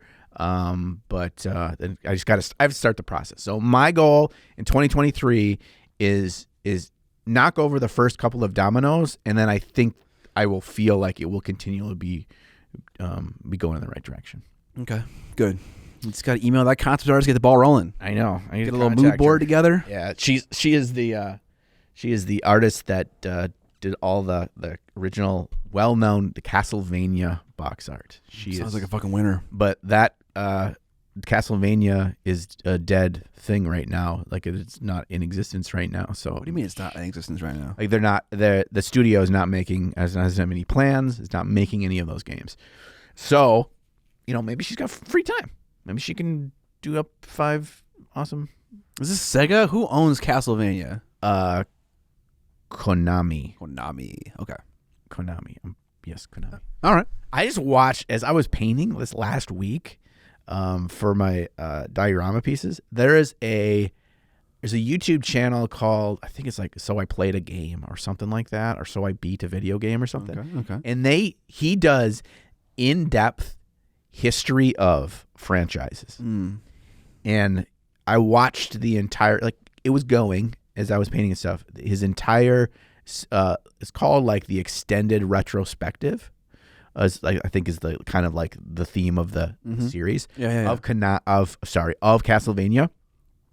Like the whole franchise of video games? It goes through everything. It Including talks like about arcade the story. games and shit? Yeah, it talks about every game. It talks about the story. It talks about the team that worked on it. What's the drama behind it? What changed? How did it perform?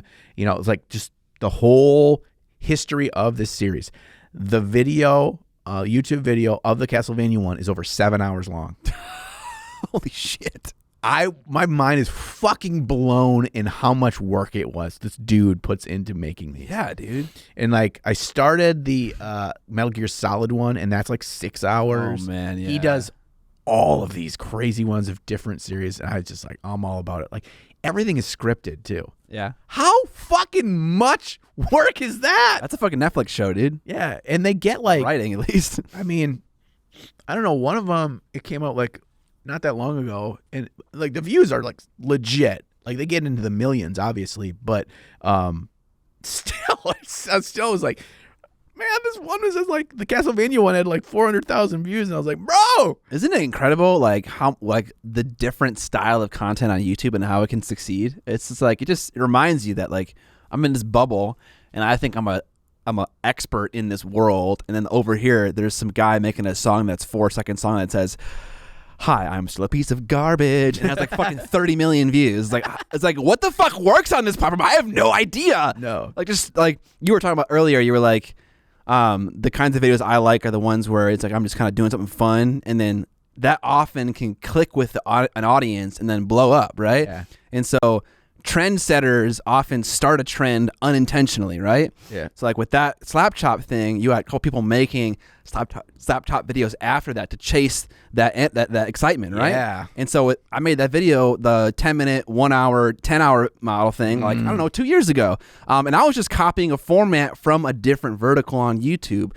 And that caught on really quickly, and we saw a couple people doing the same thing. But yeah, if you're at the start of the process, that's when you get the most hype and the most energy. So, Dude, we should start just like a series of meme videos where it's these other ridiculous, stupid things that are very popular on YouTube that we're just also painting miniatures. Like, I filled a bathtub full of Orbeez and I painted a miniature in it.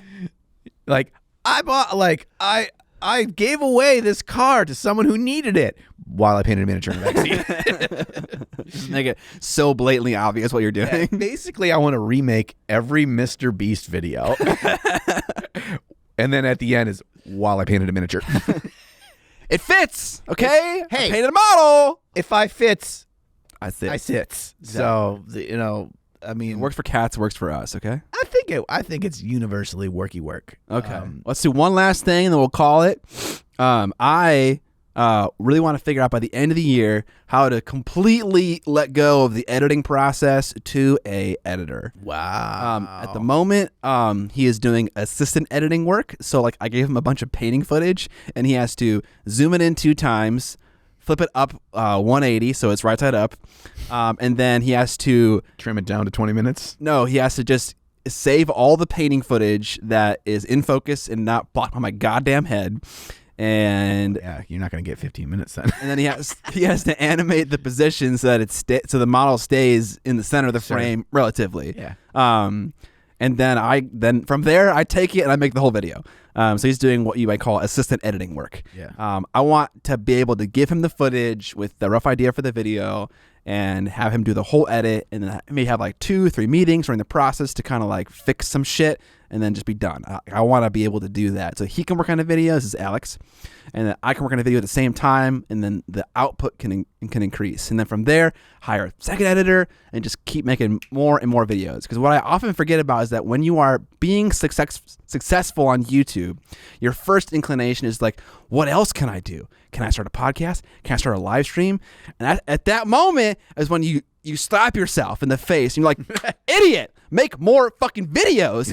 That's what got you to where you are right now. Don't make a fucking Twitch stream. Don't make a fucking podcast. Make more videos. So I want to become a fucking institution, you know? I want to be the GMM, the Linus Tech Tips of miniature painting. And it starts by Making more videos? Making more fucking videos. Being like giving YouTube the time of day, you know? Is this the same person that just said like a half an hour ago that gonna crash and burn because I get burnt out because I do too much stuff? That's why I need to hire more people. You know? Yeah, I know it is. It is. I have my buddy Blair that does that for me now. He's right. Yeah, that he does all the first cuts. Yeah, and like that saves a ton of time. It does. It's this fine line of like, it still needs to feel my soul in a bit of it in the final video. Like how do you navigate that? Yes. Right. To where it still feels like you. It doesn't feel like it's been like over processed, over edited, and loses a bit of like your personality of why it's you, why people come to you in the first place. And that is uncharted waters. It is, you know, but that doesn't mean it's a bad thing. It just means it's just something new to learn and experience and go through. Yeah, but like when I'm sitting with Alex and editing those courses for Kickstarter, and he is picking up so much about what I want in a video. Yeah, and it's giving me feel great. It does. Yeah, it's giving me so much confidence that like when we actually sit down and do an actual YouTube video, he's gonna know like 70% of what I already want. So I'm excited. It's gonna be good. Yeah. Okay, last thing, just real quickly, because I don't know of anything. What are we going to do different for the podcast in 2020? Season 4, I think 2023. I'm going to try to play devil's advocate more, because I think an issue with you and I is that we tend to agree about too much shit. Okay. And so I'm going to try... I'm going to try to intentionally take an opposing position on an argument more often so that our conversation, our discourse is more interesting. Your discourse is dumb. Yeah, you got fucking dumbass discourse. My discourse is the bestest of all of them. And that's why season 4 is going to be the best season. I think, we brought on writer Goblin James in 2022. I think figuring out what exactly we want him to do. Yeah, we need to figure that out. So we can like have him help us the most. Yes. Is good. A good idea. We can take best advantage of him. Yes. You We're know, gonna take advantage of you. It's not slavery. But really close. Really close. we want to lean into what we have started to figure out what James does well, what he complements, because he complements our crazy ass personalities really well. Because there's a lot of shit that like, I'm gonna be a regular ass podcast, businessy people. Blah, blah, blah, blah, blah. We can't do that shit very well, and he's good at it. Like he's good at organization and spreadsheets and maths, planning.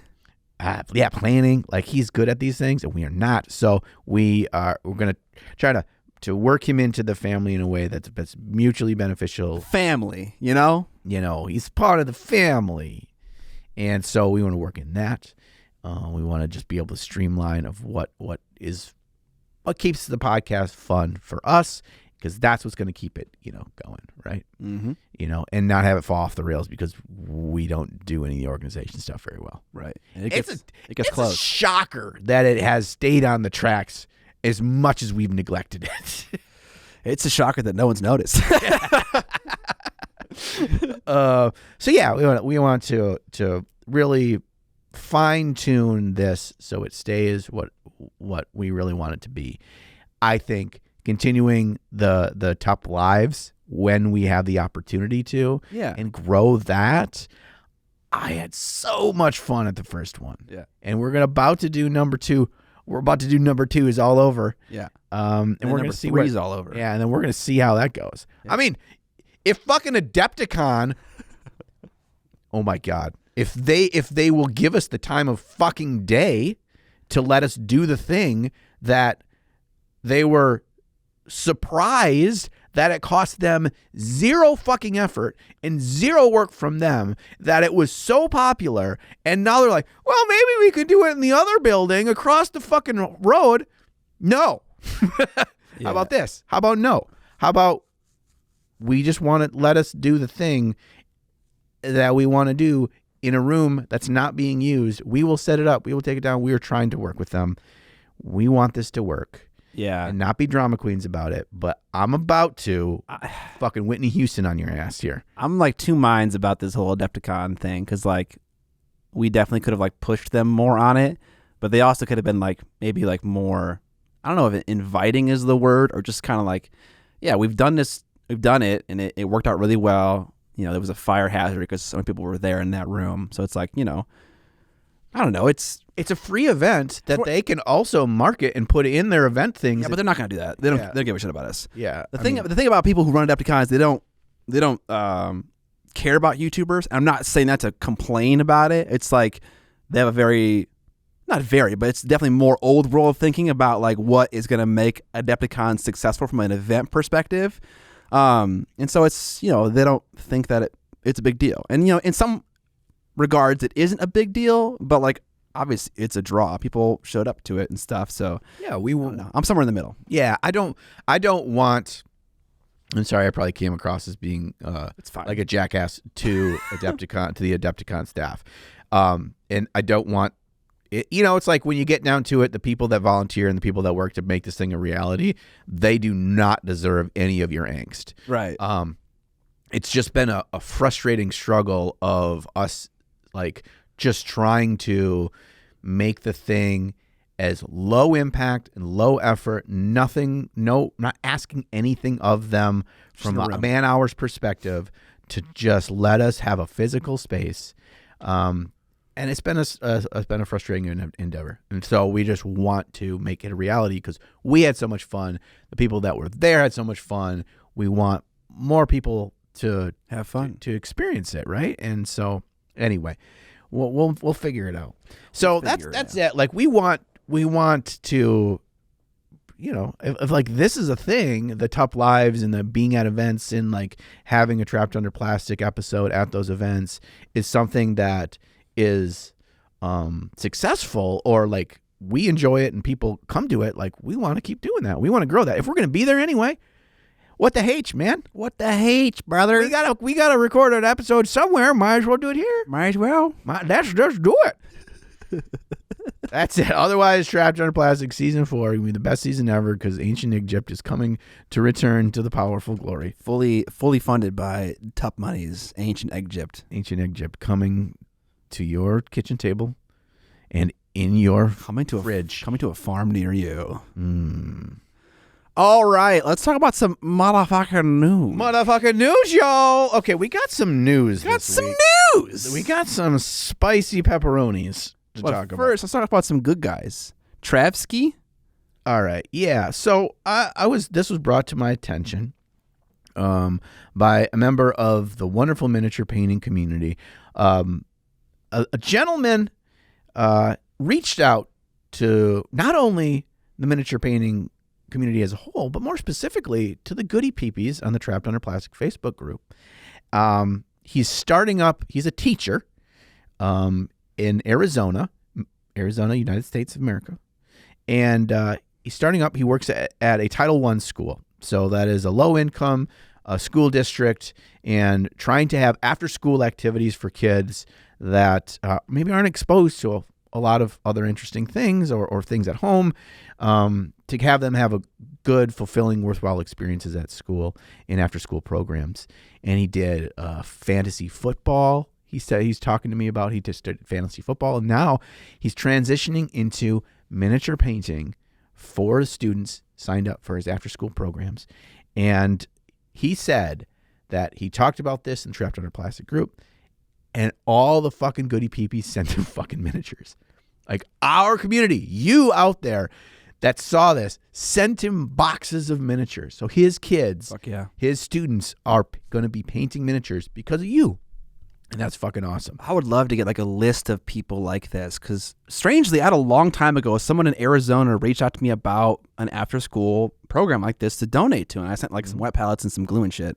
But I would love like a list of like these after-school things that like people could like donate to if they wanted to, or like some kind of like third-party operator that could like receive all donations and then like distribute them like equally to like things like that, because this would really encourage the hobby and young folks and stuff like that, and give them a really cool opportunity they wouldn't have otherwise. If I had this in my fucking grade school or high school, holy shit, Yeah. that'd be so sick. I believe he's a middle school teacher. Nice. Okay, So cool. that's the ideal age. Kids are already in this awkward, weird stage, and it's a very important years Right. of a student's life. So Yeah. kid's life. Not only did you all learn about this and help him out, the wonderful folks at Monument Hobbies, makers of Pro Acryl paint, heard about this, and they hooked a brother up. They gave him tons of paint sets and brushes, and so they have everything. These kids have everything they need to paint the models, to have the brushes, to have the paints, to have the models. They have everything. So Hell yeah. he was overwhelmed, and so a big thank you to all of you, and a big thank you to Monument Hobbies for reaching out and donating to a really good cause. And I'm excited to hear about where this goes. That's awesome. We got some Green Stuff World drama. This is a little bit late at this point, and also when the video comes out. But in case you didn't know, there's a guy on YouTube. His name is DRN_paints. His real name is Patrick Halberg. He painted the pilot for Mindwork Games, and he posted it on, the 26th of November. And then the 16th of December, he got a little email from a newsletter from Green Stuff World and noticed that they were using his painted model as the box art for the product. He reached out to them on the 20th. No, he sent an email that day saying like, hey, can you not use the image, or can you credit me correctly, like via like, paying for it like you would normally would? And they didn't really respond. Well, they did respond, but they didn't reply to the email. What they did was they changed the model. So they took his painted box art, put it in Photoshop, removed the watermark, and adjusted the paint job in Photoshop to shift some hues around to make it look different. Still obviously his paint Still, job. obviously his paint job. There's one dead giveaway. He has like a specific freehand on the watch face, and it's the exact same through every iteration of this changing that we'll get into more. And so he noticed this and was like, hey, you obviously still didn't adjust this. The other kicker is that they said it was painted by the Green Stuff World team at this point. So after the first adjustment, it was like, now it said painted by Green Stuff World. The next change they made was they made it black and white. And it was like, come on, like it's obviously still the same fucking model. So they're not really communicating with him very well. They're trying to go about like avoiding like paying him, like, or just using the box art from Mindwork Games, like that they provided for him. It's not a painted model, but they're like nice renders for the STLs and stuff. That what is so egregious here. Well, first of all, Green Stuff World has a fucking history of this shit, of straight up theft, and with them going about dealing with things with lawsuits and the dude that invented the green stuff roller wasn't a green stuff person. He wasn't an employee of theirs. It wasn't them. They didn't invent the green stuff roller. This other dude did. They stole it. Like they take all products from other people or that stuff that's available out there in the world. Just like green stuff that's not their product. They didn't invent 2-part epoxy that turns green.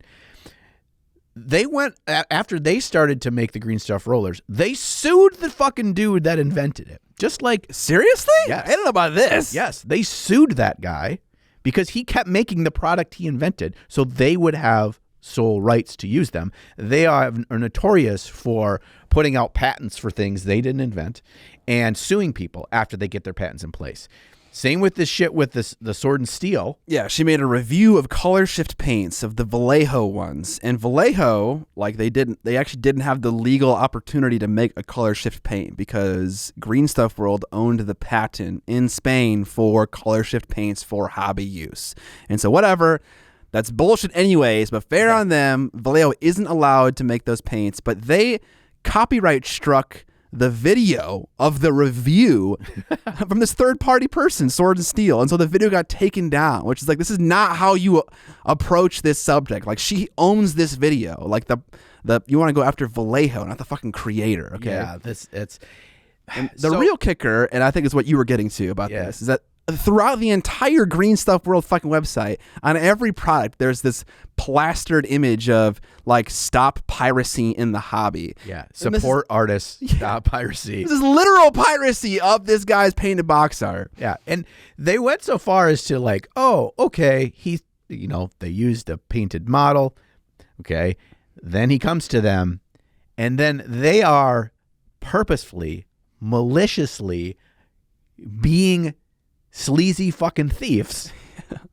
and doing a half-assed job of it instead of like using the official box art for Mindwork Games for the models, which they told them to do. Like all these so I did some digging when this happened, and a lot of the box arts they use, they sell Ignis art models, they sell Mindwork Games models, and maybe one other small brand. And I knew who painted all these box arts because they talk about it on their personal Instagrams, and I follow them. And so I messaged maybe like 3 or 4 of the other box artists, and I was like, did they have permission to use your box art? And they did, for the most part. They got in contact with the company itself and asked the company if they could use the box arts. And they were like, yep, this is how it works. Please do. But this one model didn't have one, and so they kind of went out of their way to go and find one. They acquired a box art. Yeah, they did. Through one way or another. Honestly, I don't think Green Stuff World doesn't really make a product that I need to use like in my daily hobby. And this is such sleazy practice that I don't really give a fuck to try any of them out. I love their bits, like the idea they have for making a bunch of bits for different kind of stuff and like putting them together in like a kit. Sure, I love that. That's a cool idea for a thing. Yeah. But like honestly, I mean, by and large, it's a little dead to me. This company. Yeah, by and large, they don't do anything original. They repurpose things, just like their Green Stuff World UV resin with the flashlight or whatever. Well, you can get all of this stuff that doesn't have the hobby stamp on it elsewhere for cheaper and whatever. This bothers me. They're not without redemption. Nobody doesn't deserve a second chance or whatever. But their hubris about how they go about it, and unforgiving, and do not feel like they have done anything wrong, and just like continue to say like, well, no one's going to notice, and we're going to continue these same practices and over again. That's not acceptable. Grinds your gears. Yeah. So to their credit, 5 days later, they did apologize in email to this person and pay them for the thing. But that was only after the raging firestorm of hate on social media for the absolute hypocrisy going on in the situation. Yeah. So it's like, can you really like feel good about that? I mean, you kind of can, but it's like if this guy didn't have an Instagram account and didn't talk about it, he'd be SOL 100%. Yeah. They wouldn't have done anything. Yeah. This is apology by necessity, not apology by consciousness, like having an actual clear conscience and morals. Yeah, like, oh, I fucked up here. We should fix this. It's like, no, we should fix this because it's going to impact our sales. Yeah.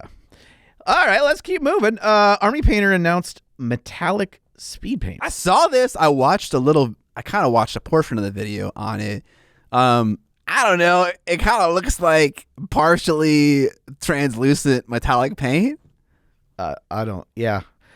It's a really interesting concept. It really, like, from a science side of things, I'm like, how the fuck does this work? Right. I don't know how well it really works because, like, I need them in my hands and to try them to really figure it out to form my own opinion.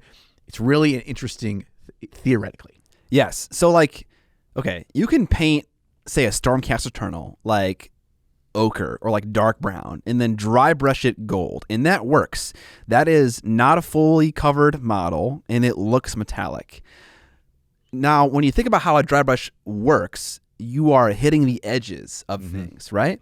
Now, when you think about how a contrast paint works, it does the literal opposite, right? It builds in the recesses. Trying to get to the points of path of least resistance, right? Exactly. And so, like, if the majority of your paint is building up in the recesses, and that's where you're getting the most opacity because that's where it's pooling, that's like the inverse of what I imagine you'd want a metallic paint to do. That's like a speed paint, right? So it's like, how do you get it to operate kind of like a dry brush and get that effect and not the inverse of it, which I don't think would look metallic at all. I think it would look like you just didn't base coat this model well.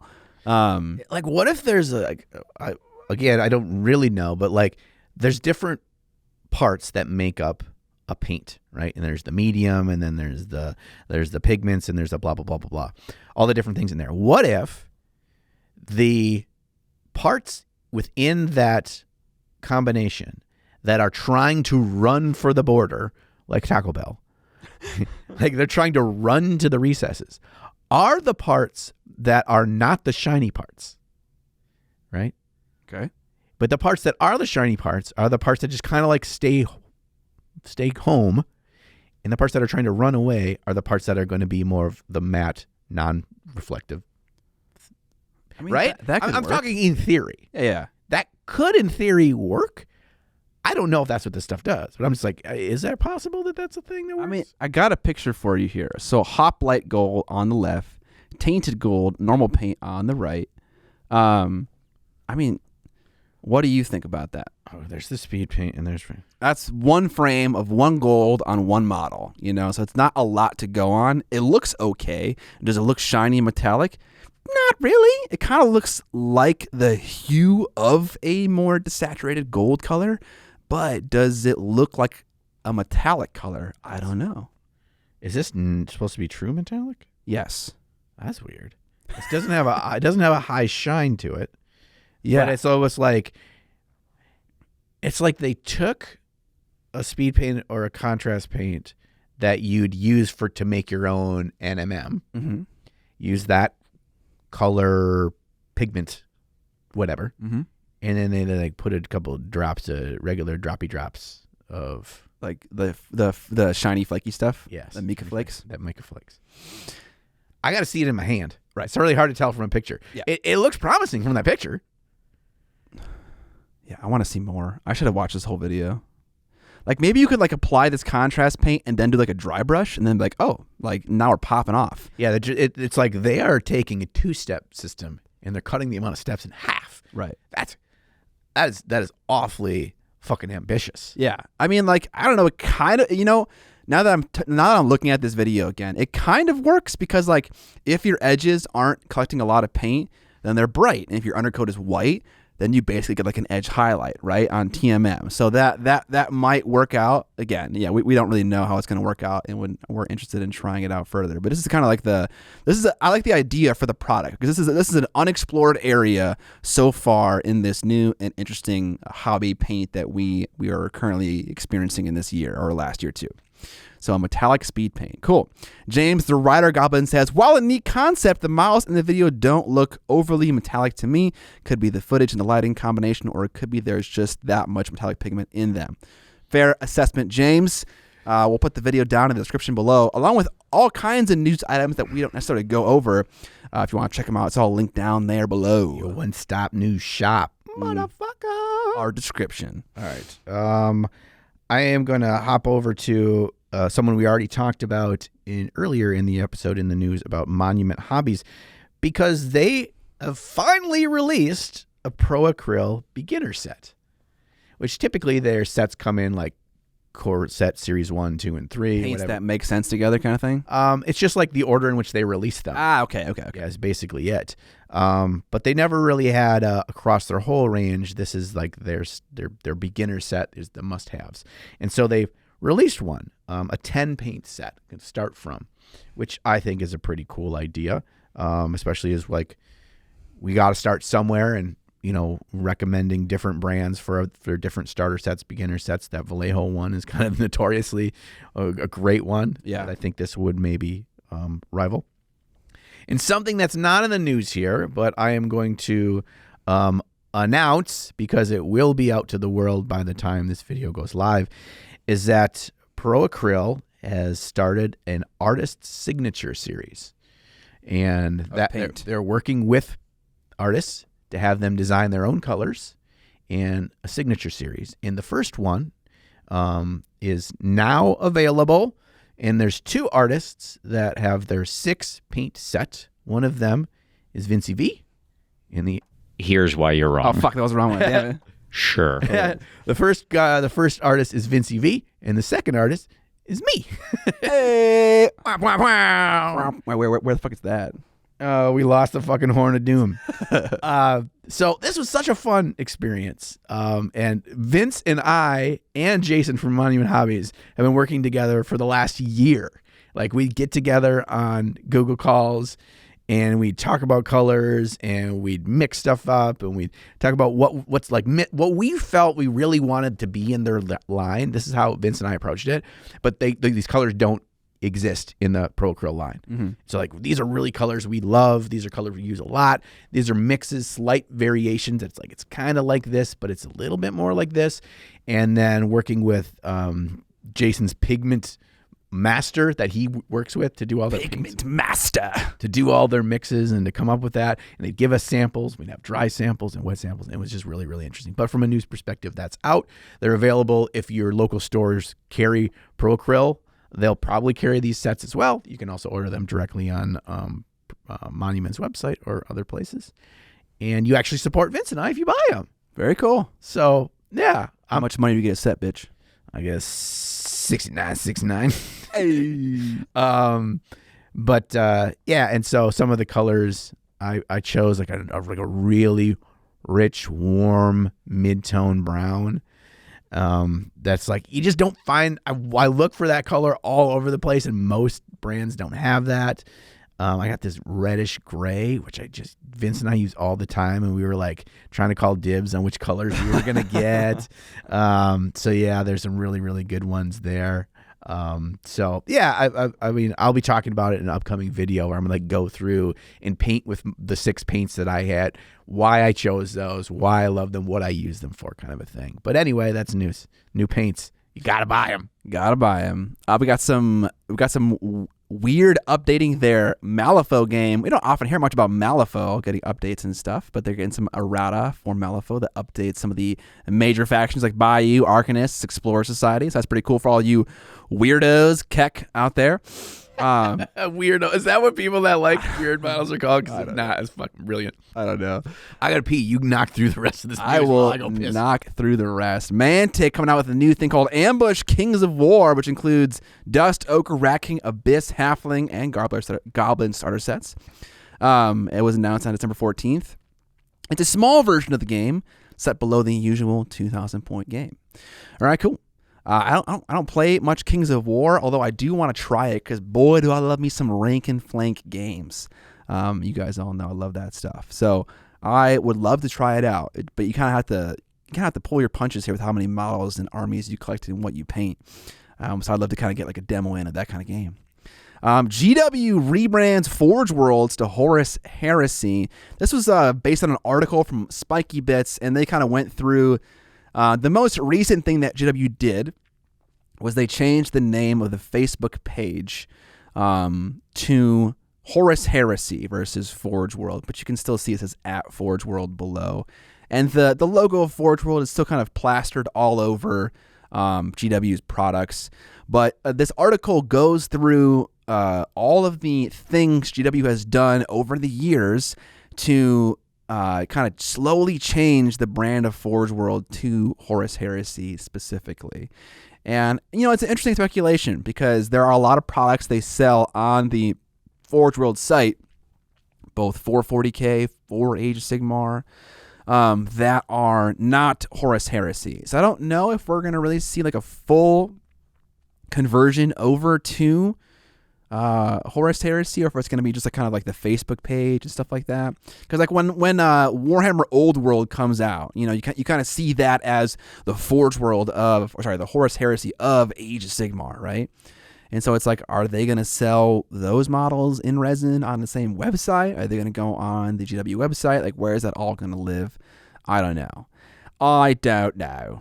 GW showed off or kind of teased what the next Kill Team box is going to be, and it is Dark Eldar and Arbites. And I've been told that the Arbites or Arbites are basically the Judge Dredd of the 40K universe. They're like elite security guard-esque models for 40K, so kind of humans. And the other thing is going to be Dark Eldar. And so I'm creaming my shorts a little bit here to get some Dark Eldar Kill Team models. My buddy who sent me this info is speculating that the Kill Team of Dark Eldar models is going to be largely Trueborn. And I totally forgot about Trueborn in the Dark Eldar faction, but they are Kabalite warriors that are born into royalty, and so they have all the nice guns, they have the better training, you know, they had the more prosperous upbringing, and so they are more of an elite troop choice in the Drakari faction. They get more spikes. They get more spikes. Wait, are these new models? So this was not a news item in here. John just rejoined me here, but the new Kill Team is Arbites, which is like yet another human sub-faction in 40K. And the other one is Dark Eldar. And so I think we're going to, my friend is speculating that's going to lean into the Cabal-like branch of Dark Eldar with Trueborn models, actual Trueborn models. Oh, man. So there's going to be a new box maybe of these new models of just for like the Kill Team. I would be all about that. Yeah, because we've seen like the Void Scarred, which are like not Dark Eldar, not Eldar, like kind of in between, like this piratical sub-faction. Deldar. What does an actual, like, you know, Dark Eldar Kill Team kind of look like? I'm interested to find out. I'm all about that. I'm all about that. I want that. That base. I want that. Not just that Void Scarred. I want that. I don't want that Void Scarred. I want that Dark Eldar. You still talking about news? I went there and peed and had some Mexican treats on that were out in the library. They were delicious. Okay, I need a little bit of sugar. And I'm like, oh, there's some treats. There you go. Eat them. There we go. You got treats on treats in this office space. That is the end of the news, right? Welcome to the end of the podcast. Thank you so much for hanging out all the way to the end, listening to us clamor on about Lord knows fucking what. We do not know what we were clamoring on about. This is what you missed in the extended version of the podcast. John doing his best Antonio Banderas interpretation. It is not me. I am Puss. Spoilers, it's pretty good. Is it worth paying for? That is for you to decide. Speaking of paying for stuff, there are many ways to support the podcast, both free and not free. One of the free ways is putting our channel on your whitelist. If you have a little add-on in your browser, that's you whitelist YouTube channels. You can watch ads on our channel for free. We run an ad every 30 minutes. You can tell your nerd friends about our podcast, share it around, give us a little review on places where you listen to podcasts. Only 5 stars. Anything lower, we do not accept. We come to your house. And then what, Puss? And then I put my little boots up your smelly asshole. Just fit them right in there. If you got some money, we got a little gift card from Christmas for Chipotle. See if it'll work on Teespring, okay? Just give it a try. I do not want a Chipotle. I wanted a t-shirt that says Goody Pee-Pee. Yes. So if you got some loose cash you want to spend and support your favorite podcast ever, we have a Teespring where we sell a bunch of stuff like shirts, stuff like that, you know, articles of clothing. You need those to survive. Yeah. We got a Patreon too where you can get access to an extended episode.